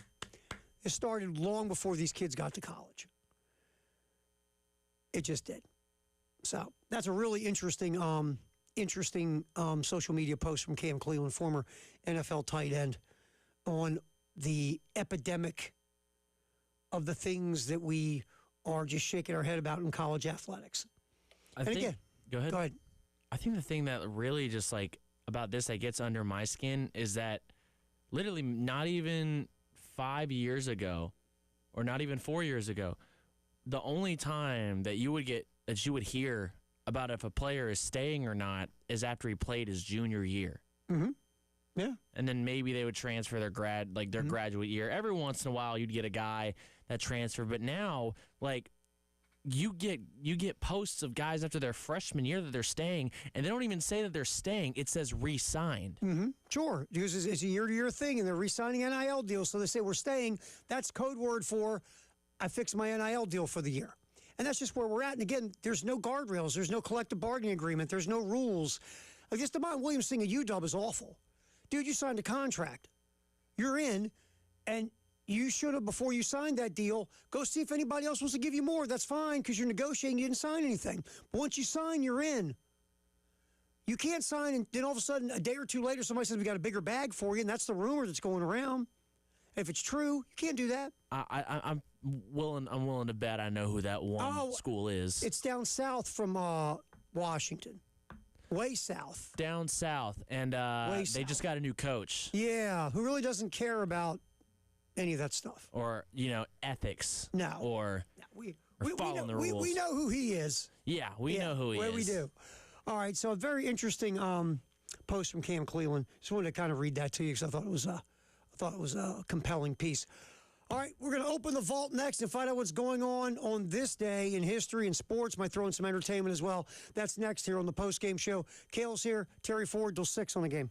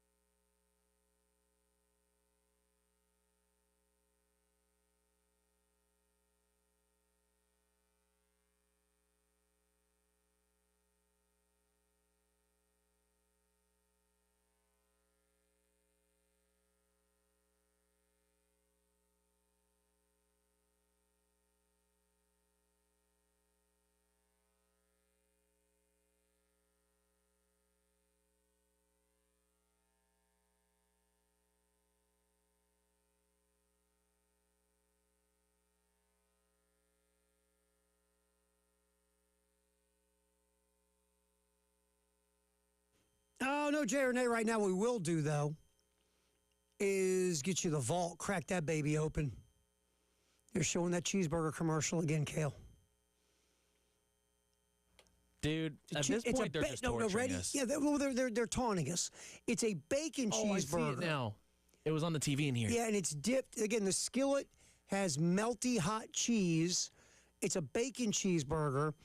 and it's in the melty cheese, and they bring it out, and you just keep dipping it and eating. I just got to stop talking about it. It's making me hungry. Dude, one of my favorite foods, I'm a big, I love a lot of food, but I'm a big Mexican food guy. And what is a huge part of Mexican food? Melty hot cheese. Exactly. I mean, whenever I go to a Mexican place, I always get the chips and queso. I can drink queso with a straw. Queso's ridiculous. I order chicken quesadillas, and I'll literally take the fork, put it in like the queso bowl, and spread it on top of my chicken like quesadilla. And then I see that, and I'm just like, dude, I'm over here, man. There's not really much else to say. It's just taunting me, and I'm very hungry. Every time I look up, I see that. I go, I'm going to have to go and have this cheeseburger. Just leave in the middle of the show and go get the burger. I think maybe they should. We'll just do a little Uber Eats and have them deliver it. Oh, that'd be awesome. Why not? We can do a live review. And we got video going right here. Hey! Yeah. We review it on video. All right, so open up the vault. A bunch of interesting things happening today. This day in 1972, the Lakers beat the Atlanta Hawks for their 33rd straight victory, which was an NBA record back in 1972. And that Laker team did win the NBA championship. Steelers won their third AFC championship by beating the Houston Oilers. And the Steelers moved on to win the Super Bowl. 1992, pitchers Tom Seaver and Raleigh Fingers elected to the Baseball Hall of Fame. Seaver receives the highest percentage of votes in baseball history. Of course, he wasn't unanimous because baseball writers is always at one or two. Well, Babe Ruth wasn't unanimous, so nobody can be unanimous. It's the most ridiculous thing in the world. One guy, the first guy ever to be unanimous, was Mariano Rivera. Look, nothing against Rivera. Phenomenal closer. Definitely a first ballot Hall of Famer. But I can name a lot of guys that should have been unanimous before Mariano Rivera. No offense. Tom Seaver's one of them. So Tom Seaver got the highest vote total in history. Seaver and Raleigh Fingers voted to the Baseball Hall of Fame 1992. 1997, Rutgers Camden ends their NCAA record 117-game losing streak in hoops.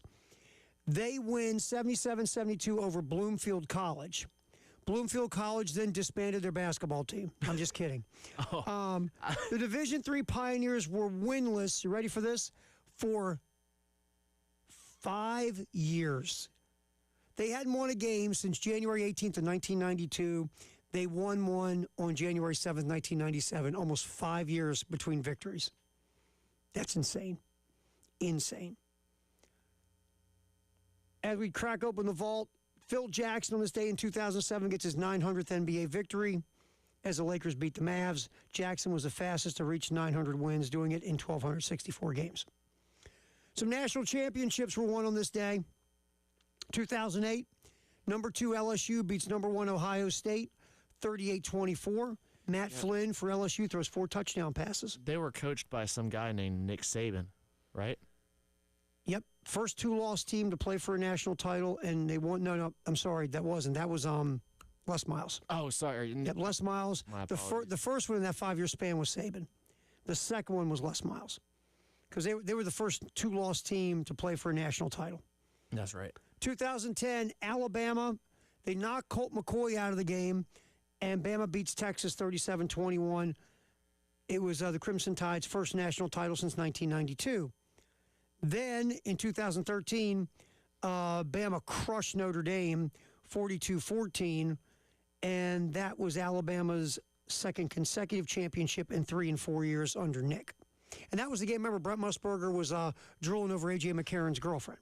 What a beautiful woman. Oh, I tell you quarterbacks, you guys get lucky. You guys are treated amazing. We should have pulled the sound. I was talking to somebody about something in the break. I wish if I wouldn't pay attention, we'd have pulled the sound for that, because Brent Musburger was hilarious. There were people getting all offended and creeped out by it. I thought it was kind of funny. You're like, look, Alabama's up by 30. The game's over. They show her in the stands, and Brent Musburger's like, man, she's a hottie. Look at her. I thought it was even more funny, because I wonder what Kirk Herbstreit was thinking about it when that was going on. Because I remember you're watching the clip, and Brent's talking about it, and you just hear Kirk every 5 seconds go, wow. I mean, if you're Kirk Herbstreit, what are you going to say? The old codger next to you is like going crazy over this girl. What do you do? Exactly. I mean, that's the memory of that game because Alabama just smacked Notre Dame. I remember it was that, and then I remember they interviewed Manti Te'o about that game, and I think they were in the locker room. Alabama had to go out first because they were the visiting team, and Notre Dame was all super hyped, and you could hear like they were all screaming and stuff like that. And then Alabama walked out of the locker room and walked right past Notre Dame, and the entire team went silent. And Manti Te'o basically said after that, "This is going to be a long game." Yeah, we're going to get the hell beat out of us. I mean, and they did. Yes, they did. But if you saw who was on that team, it would make a little more sense. Yeah, that was another phenomenal Bama squad. All right, this day, TV and film, a couple quick birthdays. Nicolas Cage is 62 today. Did he steal the Declaration of Independence again? That's a career, man. Nicolas Cage has been in some really good movies and some really crappy movies. Exactly. You don't know what you're going to get. And lost a ton of money in the process. And Jeremy Renner, 55th birthday today. Love him. Hawkeye, Avengers. Can I be honest with you? That's my favorite Avengers character is Hawkeye. Love Hawkeye. Makes sense. Absolutely. So he's 55 years old today. That's The Vault. 5 o'clock news, sponsored by Integrated Media, coming up next here on the post-game show in the game.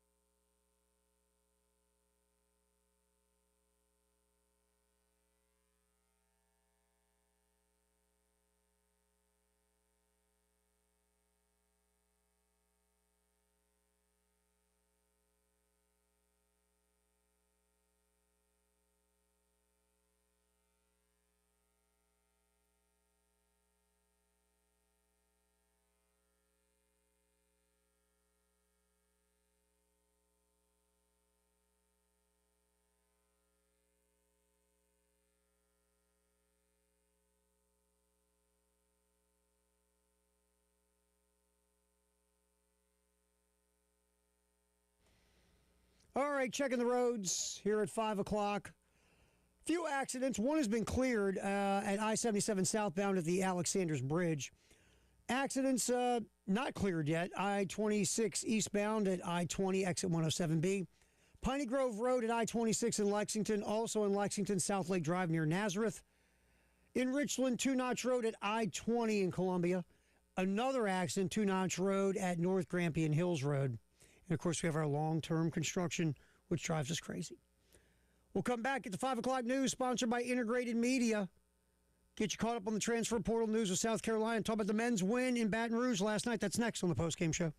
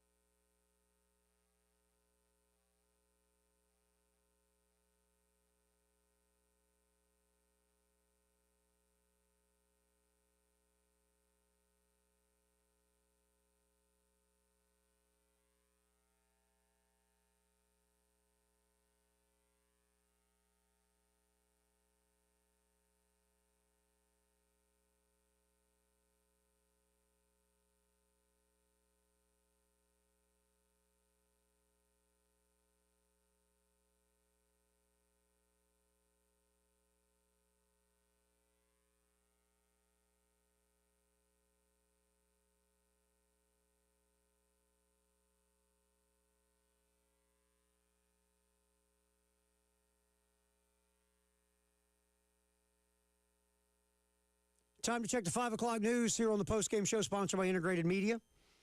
Obviously, the transfer portal, and I will refresh my screen to make sure because you never know what could be happening.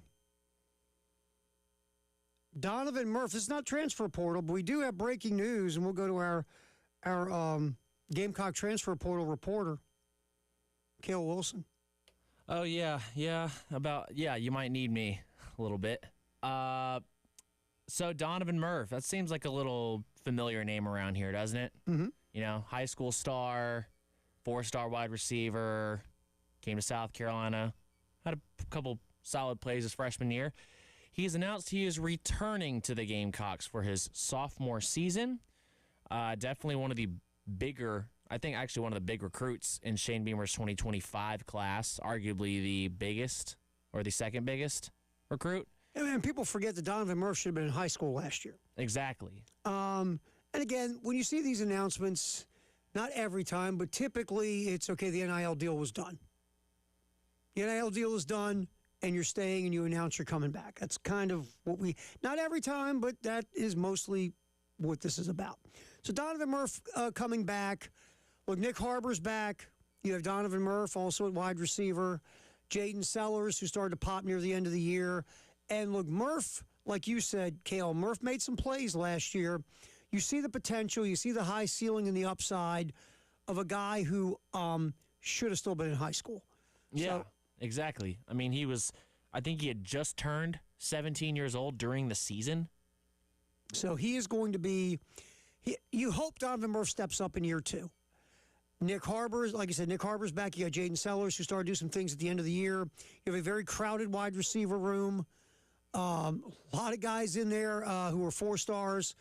So you hope a lot of them can take a step forward, especially Murph and Sellers, who got the most run along with Brian Rowe, who's hit the transfer portal. All right, so Donovan Murphy announces he'll be returning for 2026 for the Gamecocks. Nothing new in portal additions. There have been some visits. We'll get to that in a minute. But former Gamecock starting right tackle Kason Henry has committed to Louisville. Henry is trying to go through some medical redshirt waivers to get an extra year of eligibility, and then he would have multiple years. If not, then Henry would have 1 year left. And you never know with the goofy NCAA how they're going to roll. But Kason Henry commits to Louisville. When you look at the transfer portal tracker, got some visits. One we didn't talk about earlier in the show, Malachi Marshall, the number 1 ranked JUCO quarterback in the country, plans to visit South Carolina. He'll be visiting on January 15th. So Marshall is a guy who could be competing to be your backup quarterback. Played at Rock Hill, 3-star prospect. Played at South Point High in Rock Hill. Then, went the JUCO route, had an excellent year in junior college. at Iowa Western. 13 games, completed 63% of his passes for 2,750 yards, 33 touchdowns, 8 picks. Led all JUCO quarterbacks in passing touchdowns and passing efficiency, second in pass yards. First team JUCO All-American. So when you look at the quarterback room, Aaron Nolan has hit the transfer portal. Luke Doty is done with his eligibility. Lenora Sellers, Cutter Woods will be a sophomore, or going into his second season, and freshman Landon Duckworth, who will join the team in January. So you do want to add a veteran-type quarterback to that quarterback room. When you look at, the portal, we have discussed the visits earlier in the show. And a little bit more info here as I just refreshed. It's always fun to refresh. South Carolina, the connection between the Gamecocks and Chaz Coleman, who is the transfer portal, who is the edge from Penn State, who's in the transfer portal, is an interesting possible connection. Remember, his position coach, Dion Barnes, was hired by South Carolina. According to reports, Pete Nakos talking about South Carolina quietly recruiting Coleman in the background. We'll see where that goes. Coleman has already visited LSU, Tennessee, Ohio State, and I could see with the connection of Dion Barnes, his former position coach now at South Carolina, the Gamecocks can get a visit from Chaz Coleman. We'll see. But there's some smoke out there for that. Visitations. Taking a look at what's going on here. Today, Bryant Williams should be in Columbia, the offensive tackle from Louisiana. Also in town today, Randy Pittman Jr., tight end / H-back type from Florida State. Tomorrow, Drew Collins, edge from Arkansas State. Did not have a ton of pass rushing opportunities last year at Arkansas State, but Drew Collins made the most of them. I think he had the third best pass rush grade on the Arkansas State defense. So Drew Collins will be on January 8th. January 9th, Josh Sapp, tight end from Clemson. So that's a little catch-up on what's going on with the transfer portal and South Carolina. South Carolina hasn't had a Clemson transfer since, I think it was Tavian Feaster back in 2019. That's a minute or two. Yeah, that's been a few years. So we'll see what happens with Josh Sapp, who's supposed to be visiting January the 9th. All right, men's basketball last night, a really nice W in Baton Rouge. Let's get cut to here real quick, Cale. This game got tight late. South Carolina was up 28 in the first half, 25-point halftime lead. This thing got cut down to 6. Got a little squirrely, but the Gamecocks made plays in crunch time to win the game. Like this shot, hit cut to Eli Ellis, who has struggled shooting from 3 all year, nails a huge corner 3, hit it. Casey Johnson behind the screen. They switch. He's guarded by a much bigger man. That means Elijah's not. Ellis in the corner. 3 ball up and good. Eli Ellis buries a clutch 3 for the Gamecocks. Like I said, South Carolina held on 78-68. We'll grab a couple cuts here. Let's start with Lamont Paris talking about the defensive game plan against an LSU team. This will be cut 6 there, Cale. I mean, LSU, they're really good inside the three-point line. They attack in the paint. They go to the basket. That could have been a bad matchup for South Carolina because their interior defense has had issues this year. But last night, everything worked out. LSU missed open shots. South Carolina played with the most intensity and focus defensively we've seen all year. And here's Lamont Paris talking about the defensive game plan. Again, cut 6. I mean, they fought. The guys really fought. We had you want to pretend that you did a good job just because of the game plan, but they executed the game plan. That's really what it came down to. We were physical. We had bodies. They had a couple of guys that were known to not shoot it very often and not shoot it well when they did. So we tried to crowd around the paint. We double teamed the post a couple of times. And we did it a couple different ways. just all the things that would create a little bit of indecision for a guy like Nwoko, who's a really good scorer. We helped big on big a lot. They do some isolations in the middle of the floor for their four-man. And I thought we did a good job helping one another in those situations, getting the body in front of the guy that drove, and then for the most part cleaning up the rebound. I know they had some offensive rebounds, but they're a physical team. They were close to the rim on some of these, and so I thought we did an overall pretty good job of rebounding. Yeah, you saw some of that double team in the post and, making things difficult on the interior for LSU's offense. And LSU missed a bunch of clean looks, too, to be fair. But South Carolina last night, 78-68.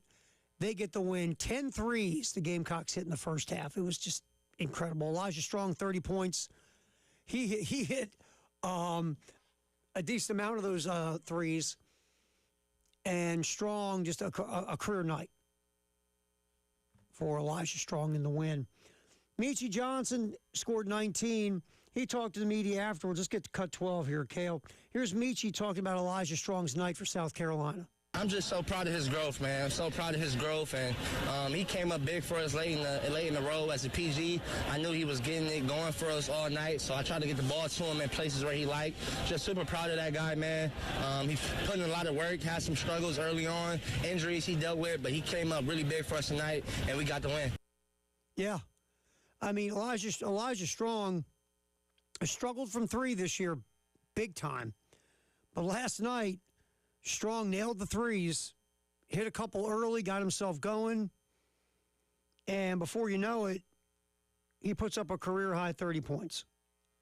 It's a really nice night for Elijah Strong. Overall, his numbers in the 30 points, 10 of 15 from the floor, 4 of 4 from three, 6 of 6 from the line, and a good floor night. 4 rebounds, 3 assists, a couple steals. So, really nice night for Elijah Strong. And South Carolina overcame getting out-rebounded 42-30. I mean, offensive rebounds. LSU had 17 offensive rebounds. Usually that's a recipe for disaster, but when you crush it the way South Carolina did offensively, especially in the first half, you can overcome all that. Yeah, usually when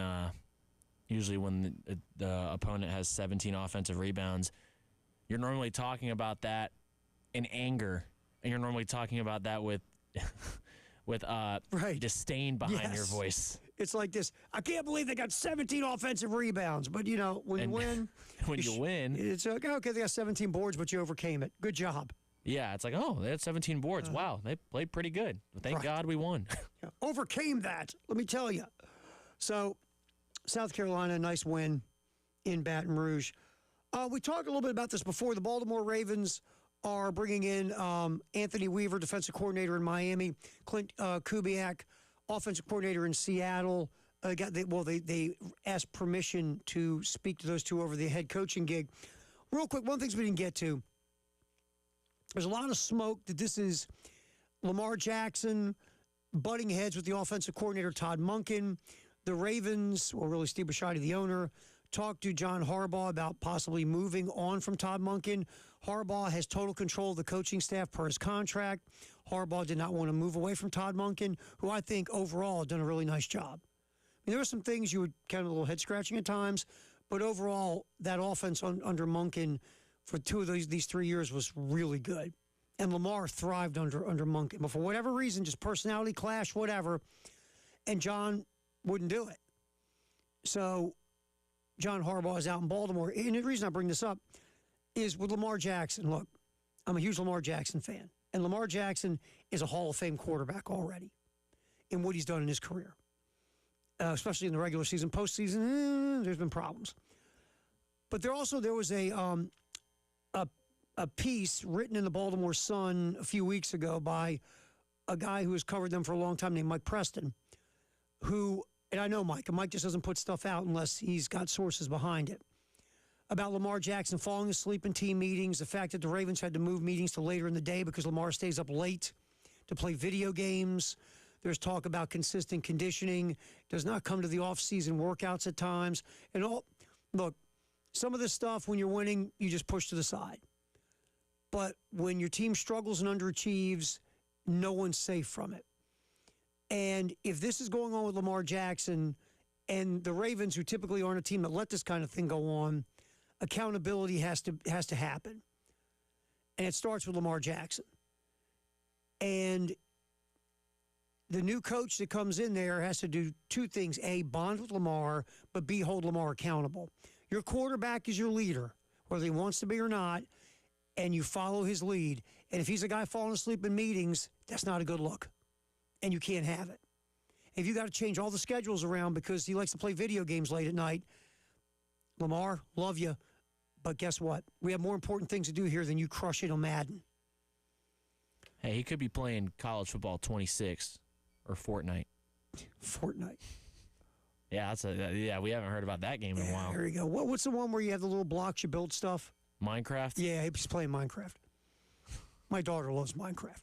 All right, so there's like 5 o'clock news sponsored by Integrated Media. Coming back, Nathan Baird from the Indianapolis Star will give us a little heads up on Hank Purvis, the offensive line transfer portal addition from Purdue for South Carolina. That is next here on the postgame show. Kale's punching the buttons and steering the ships. Terry Ford, we go till 6 on the game.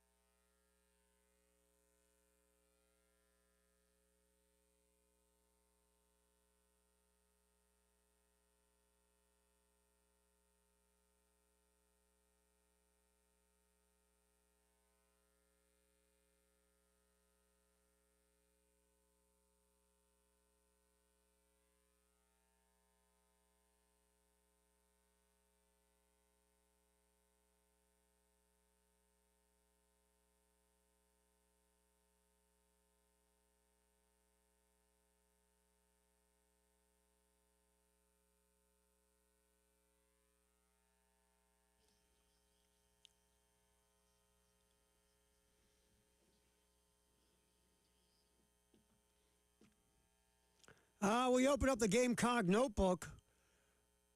Check out the transfer portal additions. We'll focus on Hank Purvis from Purdue, interior offensive lineman, and we'll get someone who's actually watched a lot of Hank Purvis. Nathan Baird from the Indianapolis Star. Nathan, we appreciate your time, my friend. Thank you. Of course. Thanks a lot. And again, for us here, I can sit here and look at Pro Football Focus grades. Purvis had the 5th best pass blocking grade and blah, blah, blah. You actually watch a lot of Hank Purvis this year with your actual eyeballs. So when we talk about Hank Purvis, what's the first thing that comes to mind for you? Well, I think it's the upside. He was somebody that was not in the starting lineup to start the season. Purdue, by the start of preseason camp, had pretty much settled on a front five, a first five, and he got a chance about midway through the year to fill in for the starter, Jalen St. John, at left guard. I think it was against Illinois, and held up pretty well and played there while St. John was out. And then when St. John came back, Purvis kept the job, moved over to right guard and kept that job, took that job away from a captain actually named Ethan Trent, and kept that job the rest of the season. And was someone who, just being a second-year player, that you saw was someone that they could grow and they could maybe build an offensive line around, or be part of a long-term answer, right? That's what I see. Like when someone could come in and get 500 or so snaps on offense this year and grade out pretty well, I think that tells you that there's upside for him. I think there's also upside in that, as you pointed out, with those PFF grades, and I take those with a grain of salt, but the pass block grade was a lot better than the run block grade, and I think as an interior guy, you're hoping that run block grade with more experience can grow and get better and help him be kind of that tip of the spear guy that you want in the middle. Nathan Baird hanging out with us from the Indianapolis Star here on the postgame show on the Game Network. All right, the other thing with Hank Purvis that sticks out when I look at stats is this number, 360. This is a large human being, Nathan. 360. Wow. Yeah. Well, I think that tells you a lot about why someone – now, I haven't talked to Hank Purvis since he went in the portal. He was just here for the 1 year. He came with Barry Odom and the former offensive line coach, Vance Weiss, from UNLV. Vance Weiss was fired after this season, and as we see across the sport, when the position coach gets fired, if guys who have long-time attachments to them might go in the portal. And on top of that, he wasn't a guy who was from the Big Ten footprint. But I think outside of all those things, you've got a 360-pound guy with a lot of eligibility left and who held up pretty well over a lot of snaps in the Big Ten last season. That guy is going to be attractive in the open market. Offensive linemen, defensive linemen, after quarterbacks, those are probably about as expensive as it gets. And when I covered Ohio State before I came back to Purdue, even a program of that level of prestige and talent very often was like scrambling to find offensive line talent. And it didn't surprise me really that he went in the portal, because I think that a player of that caliber with that much upside was probably going to be really attractive to a program that is either already winning or that is better poised to do it quickly than what Purdue is. Hey, Nathan, when you hear of a guy weighing 360, you're like, well, he must be a mauler, straight-ahead guy, not a real puller, maybe not the most athletic guy or nimble or whatever the case. Tell us a little bit about Purvis. Is he just a 360-pound guy who runs folks over in mauls, or can he pull and move for a guy that size? Well, I think that is, again, reflective in that grade a little bit, right? That's why maybe he's considered a better pass protector at this point than he is a guy out there leading that. But I also think that a year in the Big Ten and just kind of the rugged defenses that you have to face up here, and a year of experience, at that position probably tells him where he needs to improve, and maybe some of that will be changing his body a little bit. I know that they like guys of that size for the obvious reasons for how hard they are to move, but you're right. Like, you've got to have the athleticism to also get out there and do something with it. So I'm kind of intrigued to see if South Carolina keeps him at that weight, or do they look to change him a little bit, mold him a little bit, take a little of that off and try to turn it into a guy who's better able to get out there and be that sort of, front of the run game kind of guy. Nathan Baird hanging out with us from the Indy Star, talking about Hank Purvis, who Nathan covered at Purdue this year on the postgame show on the Game Network. So, I mean, I feel like you look at this like South Carolina did a nice job bringing in Hank Purvis with the upside, the potential, and all the eligibility he has. Yeah, I think so. And Purdue has started to do this even with its high school recruiting. Like this 2026 class, the first one for Barry Odom. I think on signing day, I think 9 of their 21 guys were either offensive or defensive linemen. Because in the portal era, it's so much cheaper typically to sign a guy and develop a guy than it is to have to go buy a guy, for lack of a better term, out on the open market where you've got a lot of people competing for him to fill needs and things like that. And I think to get someone at this stage of his career, if you're South Carolina, and who has this kind of upside, has shown at least some competence, like I said before, but also I think does have his best football is ahead of him. I think that just makes sense for future years in the portal, because now this is one less spot that maybe is coming up a year or two down the line, and those are resources you can put somewhere else. Last thing for you, I also noticed that there was some rumors of Purdue wide receiver Nitro Tuggle possibly coming in for a visit here at South Carolina. Now, again, I look at numbers. I can see Nitro had some drop issues last year, but tell us a little bit more about Nitro Tuggle, just in case he does show up for a visit here at South Carolina. Well, this whole offense had the whole receiver corps had drop issues last year. The first half of last year, at least. I think they finished the season as a whole, Purdue something like third in the Big Ten in drop rate behind Maryland and Michigan. So it was an issue all season, but it got corrected for the most part if you look at those numbers about halfway through the year. The back half of the year, the drops weren't as much of a problem as they've been in the early going. I mean, Nitro clearly has some explosive potential, clearly has some upside. I think it's just a consistency thing for him.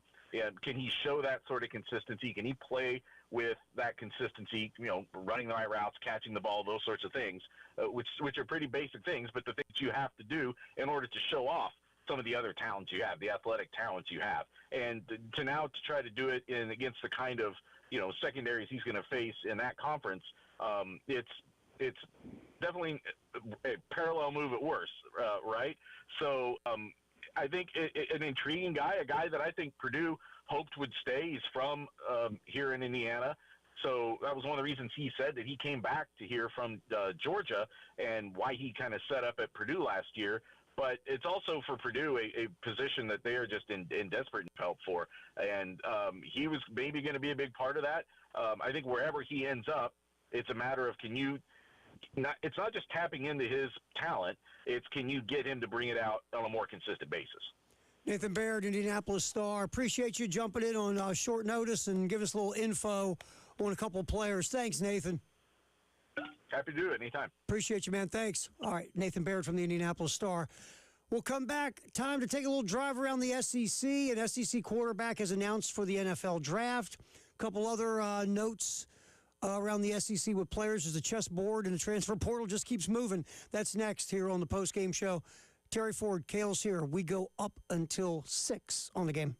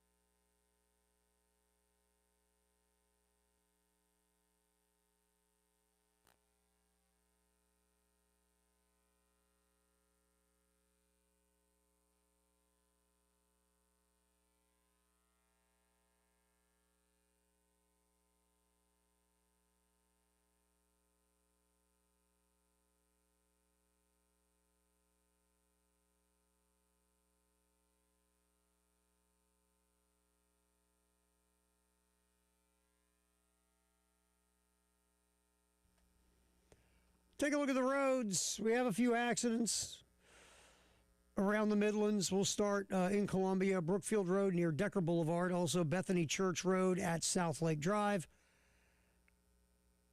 In Lexington, a couple of accidents, South Lake Drive at Highway 602. Also in Lexington, Piney Grove Road at I-26. In Richland, Two Notch Road at I-20. And also we have construction, I-126 between Hugie and I-26. I-26 between Bush River Road and Old Sandy Run Road.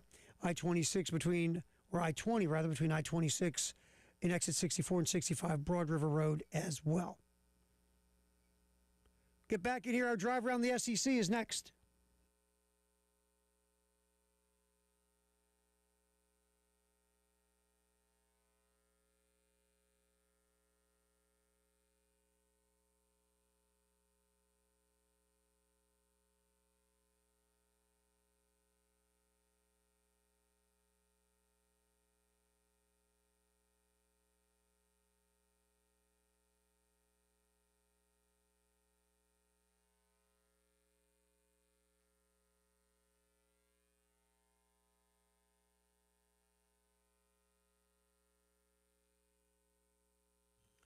All right, time to roll through the SEC. A little bit of news. We'll start off with Ty Simpson. Alabama quarterback has decided to declare for the NFL draft. According to Pete Nakos and On3, Simpson's been evaluating his future since the end of the year. Now, Simpson, again, had a nice redshirt junior season, his first year as a starter. Threw for over 3,500 yards, 28 TDs, only 5 picks, but did struggle down the stretch. The entire Alabama team struggled down the stretch for the most part. Look, we talked about this earlier when this news first popped. Ty Simpson's only started 1 year. Usually a guy that's only started 1 year, that's one of the buckets of failure for quarterbacks in the NFL. Lack of starts. So Ty Simpson with only, 13 starts in his career, maybe 14 tops. That you would like to have another year of experience, but I get it. If you're going to be a first-round pick and you get that first-round pick money, you go. And Ty Simpson has been talked about as a first-round pick. Even with the struggles in the second half of the year, folks still think Simpson could go somewhere between 15 and 32 in the first round. So Ty Simpson declaring for the NFL draft. Also, SEC news. Let me say about Ty Simpson really quick. Should he stay another year? Yeah, to be honest. But if you're being told by the people who know that you will end up in the first round, look, there's no guarantee. But if enough people who know what's up let you know you will be going in the first round, you got to go. Because if you come back and you don't get any better, or God forbid you regress, then you're not going to be a first rounder. So I get it. It's business. I just think for experience and to, pick up some more starts, coming back for your second season as a starter would be helpful in the big picture for you when it comes to the NFL. All right, Jackson Arnold. Remember, Jackson Arnold left Oklahoma, went to Auburn in the portal, and everyone thought now he's going to go and play for an offensive-minded head coach in Hugh Freeze, quarterback whisperer. And now the greatness of Jackson Arnold, the former 5-star recruit, is going to be unleashed to the world. Didn't go that way. Arnold struggled, was benched, and now Jackson Arnold hits the portal again. New head coach at Auburn. Jackson Arnold will not be the starting quarterback. So now Jackson Arnold jumps into the portal and signs with UNLV. Now here's the thing. Third school for Jackson Arnold. And he's going to go with a guy that's a real quarterback guru in Dan Mullen, the head coach at UNLV. Mullen has coached quarterbacks from Alex Smith to Tim Tebow, Dak Prescott, Kyle Trask. Bunch of different quarterbacks. His guy from 2025, Anthony Calandre, who played at Virginia, then transferred to UNLV, had a nice year at UNLV, committed to Nebraska yesterday. So Dan Mullen went and got Jackson Arnold. Again, Jackson Arnold, former 5-star kid, huge upside. If anyone can fix Jackson Arnold, it's Dan Mullen. That's a good move by Jackson Arnold. If Jackson Arnold's got any quarterback playing ability in him, it'll get found by Dan Mullen. So Jackson Arnold transferring to UNLV. Again, good move by Jackson Arnold. All right, we're going to bring this up. Well, let's get to Sam Leavitt really quick. Sam Leavitt, quarterback at Arizona State last year, hitting the portal, was seen at LSU, hanging out with Lane, probably doing hot yoga. Arizona State transfer quarterback Sam Leavitt is going to visit Tennessee. Leavitt is the first quarterback to visit Knoxville in the portal. Tennessee needs a signal caller. Remember, Joey Aguilar finished up his eligibility. Aguilar is still waiting to see if he can win an appeal to grant him another season. But there's no definite timetable in that situation. So Sam Leavitt goes to Knoxville for a visit. Right now, Tennessee has inexperienced quarterbacks who were, again, had star ratings, pretty good star ratings come out of high school. George McIntyre, Faison Brandon. But with Sam Leavitt, you would get a guy who 2 years ago was a quarterback on a college football playoff team. Leavitt's already visited Kentucky, Texas Tech, and LSU. I mean, it makes sense that he's visiting Knoxville. I mean, if you're Tennessee, no disrespect to Joey Aguilar. I mean, he's a good quarterback. And, he did some pretty great things in Knoxville, and he's still trying to figure out if he can get an extra year eligibility. But if you're Tennessee, you don't want to take that chance. You can't wait. What if Aguilar can't get the extra year, and then you're sitting around with two inexperienced quarterbacks and your pants down, so to speak? Exactly, and who knows how long it's going to take before Aguilar even gets an answer. So he might not get an answer until maybe a month or two after the transfer portal closes, and then what do you do? Right. So it makes a lot of sense that they're still trying to go after that. They're going after Leavitt. Yeah, I mean, you have to, absolutely have to, and if you can get Sam Leavitt, I mean, you've seen what Sam Leavitt can be. That would be a pretty good pickup for the nice Volunteers. All right. Again, the thing about Leavitt, a couple things. One, there's a rumor out there that he hurt his foot playing pickup basketball, and to me, that's a head scratcher. Bud, you're a Power 4 college quarterback with a huge future ahead of you, possibly. Why are you playing pickup hoops during the season? Not smart. Play pickup hoops in the offseason if you want. But once the season starts, man, you're in lockdown. You shouldn't be out there playing pickup ball. Not very smart. I'm not even that is the truth. It could be, or it could be not. But if I'm a college athlete, and obviously I'm not, does that surprise you? I know. Yeah, Crazy. It does.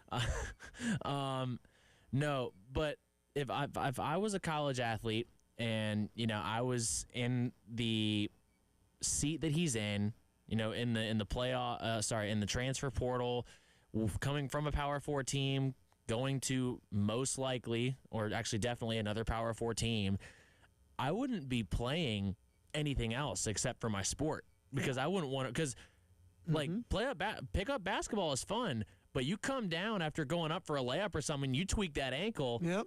I mean, is that really a risk you want to take? And then, what you do, and look, not to be mean, and this isn't a criticism, it's life, but Leavitt's chasing bags. You left Arizona State, you had a good situation. Kenny Dillingham, the head coach, is a quarterback whisperer, and you improved under Dillingham.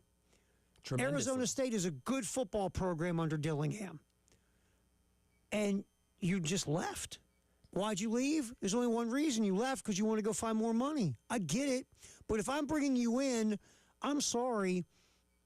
I'm talking to people around you and people you played with. I want to know, are you a me guy or a we guy? Because my quarterback's got to be a we guy. He's got to be a leader. I can't have a dude here who just wants to collect checks. That's a huge thing, because Leavitt was in a good situation at a program where they're spending money, and they're going to do what they can for Kenny Dillingham, and Sam Leavitt left. And there was no hint of any smoke with Dillingham or Leavitt. I know Dillingham, the rumor is Dillingham wasn't happy. if Levitt really did hurt his foot playing pickup ball, obviously if you're Dillingham, you're not happy with that. Of course you're not. It's your starting quarterback. Right. You don't want him out there playing hoops. He makes huge plays for you. Right. So that's my one concern about Levitt. And again, it's not a criticism. But to what level are you just chasing money compared to, are you going to come here, hunker down, and be the leader I need for my offense, whether it's LSU, Tennessee, Kentucky, wherever? Also, this Damon Williams thing, the UW quarterback, he signed a contract. A couple days later, he jumped in the portal. A lot of the rumors there and the smoke is there are bigger offers out there for him than he signed with Washington. Now, if he ends up hitting the portal and Washington can't stop him because he did sign an agreement, an NIL agreement, a source says hitting the portal, he's going to have a do not contact tag on him. Does that means usually you already know where you're going? A lot of people think it's LSU. There have been some sources that say it could be Miami as well. Because remember, look at Miami. Cam Ward, Carson Beck, they like themselves a veteran transfer quarterback. Miami loves to get transfer quarterbacks. And as we mentioned earlier, that school down south where the Cajuns are, not going to say it by the name. Yep. But with a certain head coach that doesn't like to follow the rules and doesn't care about ethics. Them folks. That's why I brought it up, because it could be LSU. Could be LSU is where Damon Williams lands. So now you're the one doing the name dropping. Yeah. But, the thing, too, here is what's going to happen with this thing, because Washington is legally going to fight because they have a signed NIL agreement. Is that, well, again, he's not, Damon Williams is not an employee. So how much can you hold him? It's going to be a whole legal mess, and it's going to make my head hurt. So because nothing screams college football more than lawsuits over contracts and fight in court. So there's your drive around the SEC.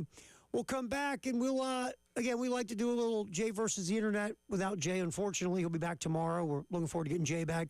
But we will take a look at what's going on in sports tonight from a wagering perspective. That's next here on the postgame show. Terry Ford, Kale's hanging out as well. Don't forget Carolina Calls tomorrow night here at 7 p.m. on 107.5 The Game in Columbia and our affiliate in Myrtle Beach. The women at Arkansas, you can hear that on our sister station, B106, starting at 7 o'clock. Post-game show, Kale, Terry on the game.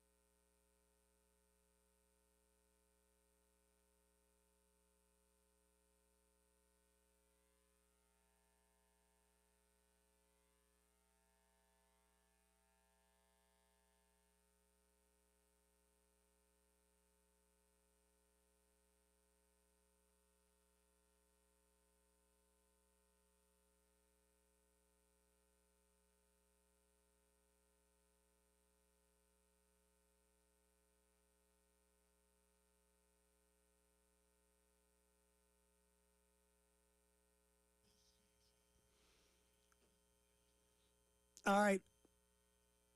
All right, final segment here of the show. Again, tomorrow night, Carolina calls at 7 here with men's head basketball coach Lamont Paris and Derek Scott. Women will be on our sister station, B106. Again, all of that coverage gets started at 7 p.m. as well with Brad Muller and our buddy Ed Bird punching the buttons for women's basketball.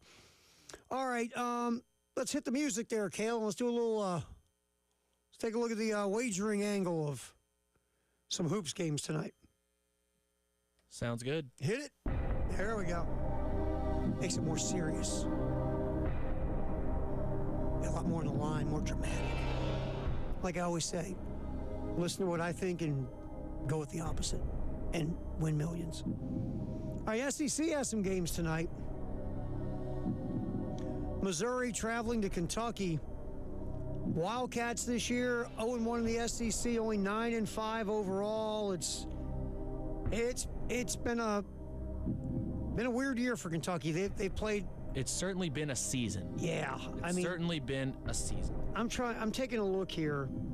They've only beaten one ranked team this year, and I think they're like 1-4 against ranked teams, or 1-5.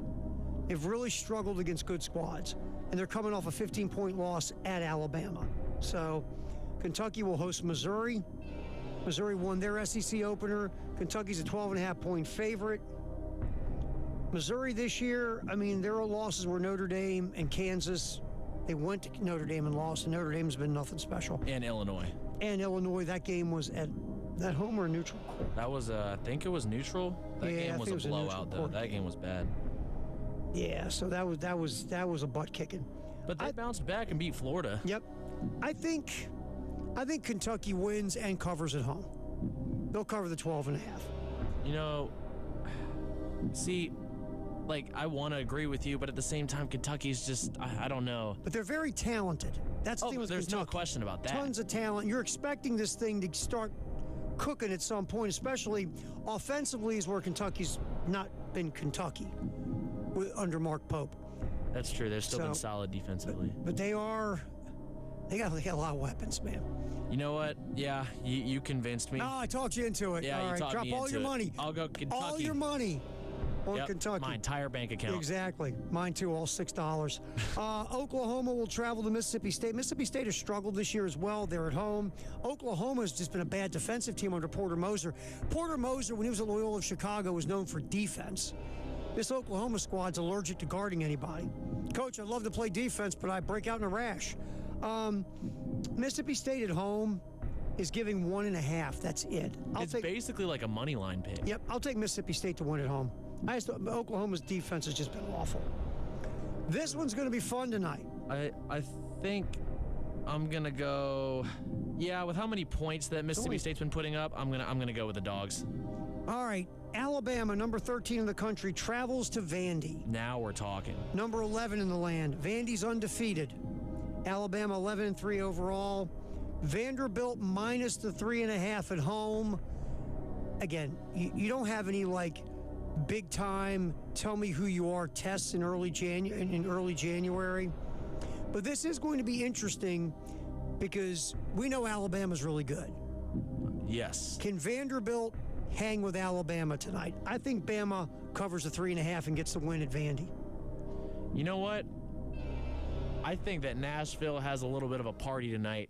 Football season's over. Basketball season's just getting started. I think they keep the party going. I think the Commodores get it done in Nashville. I will say this. Vanderbilt is a top 15 defensive team. Alabama this year has not been very good on defense. So if they have a bad night shooting the ball, Bama's in trouble. Yeah, Bama cannot rely on defense to bail them out. So I will take Bama to cover the 3.5 times. I think Vanderbilt hasn't played in a game like this in forever, and you're going to take Vanderbilt at home going through that Swiss cheese Alabama defense. All right, Arkansas, number 15 in the country, travels to Ole Miss. This Ole Miss team is driving Chris Beard crazy because they're not guarding people like Chris Beard wants them to guard people. I don't think there's much to talk about in this one. I think Arkansas, I'm surprised that Arkansas is only favored by 4.5. I think the Razorbacks win by at least 15. Yeah, I think the Razorbacks cover the number. Yeah, they're Arkansas this year. I mean, again, another team with talent. Defense has been a thing with Arkansas, but Ole Miss is just, 8-6 on the season. It's been a struggle. It's just flat out been a struggle for Ole Miss. So I agree with you. I will also take Arkansas on the points there. Absolutely. Real quick, a couple games in the NBA. Spurs hosting the Lakers. San Antonio, a 7.5-point home favorite. Spurs are 12-5 at home. Still bringing Victor Wembanyama on the bench. Coming off a loss where Wemby in crunch time was not on the court because of a minutes thing. I think the Lakers cover the 7.5 in San Antonio. So you said Wemby's not playing? No, he will play. It's just a minutes restriction kind of thing. Oh, then yes. I'm going to go I'll take the Lakers covering the number. San Antonio might win. I think the Lakers will cover. Yeah, I think the Lakers cover. All right, so there's a little Jay, Terry, and Kale versus the internet. Kale, nice work, my man. Good job there running the ship. Glad to be back. We will have our friend Jay Phillips back with us tomorrow. Looking forward to getting Jay back in here. Thanks for hanging out and putting up with us. Post-game show, Terry Ford, Kale, here on the Game and the Game Network.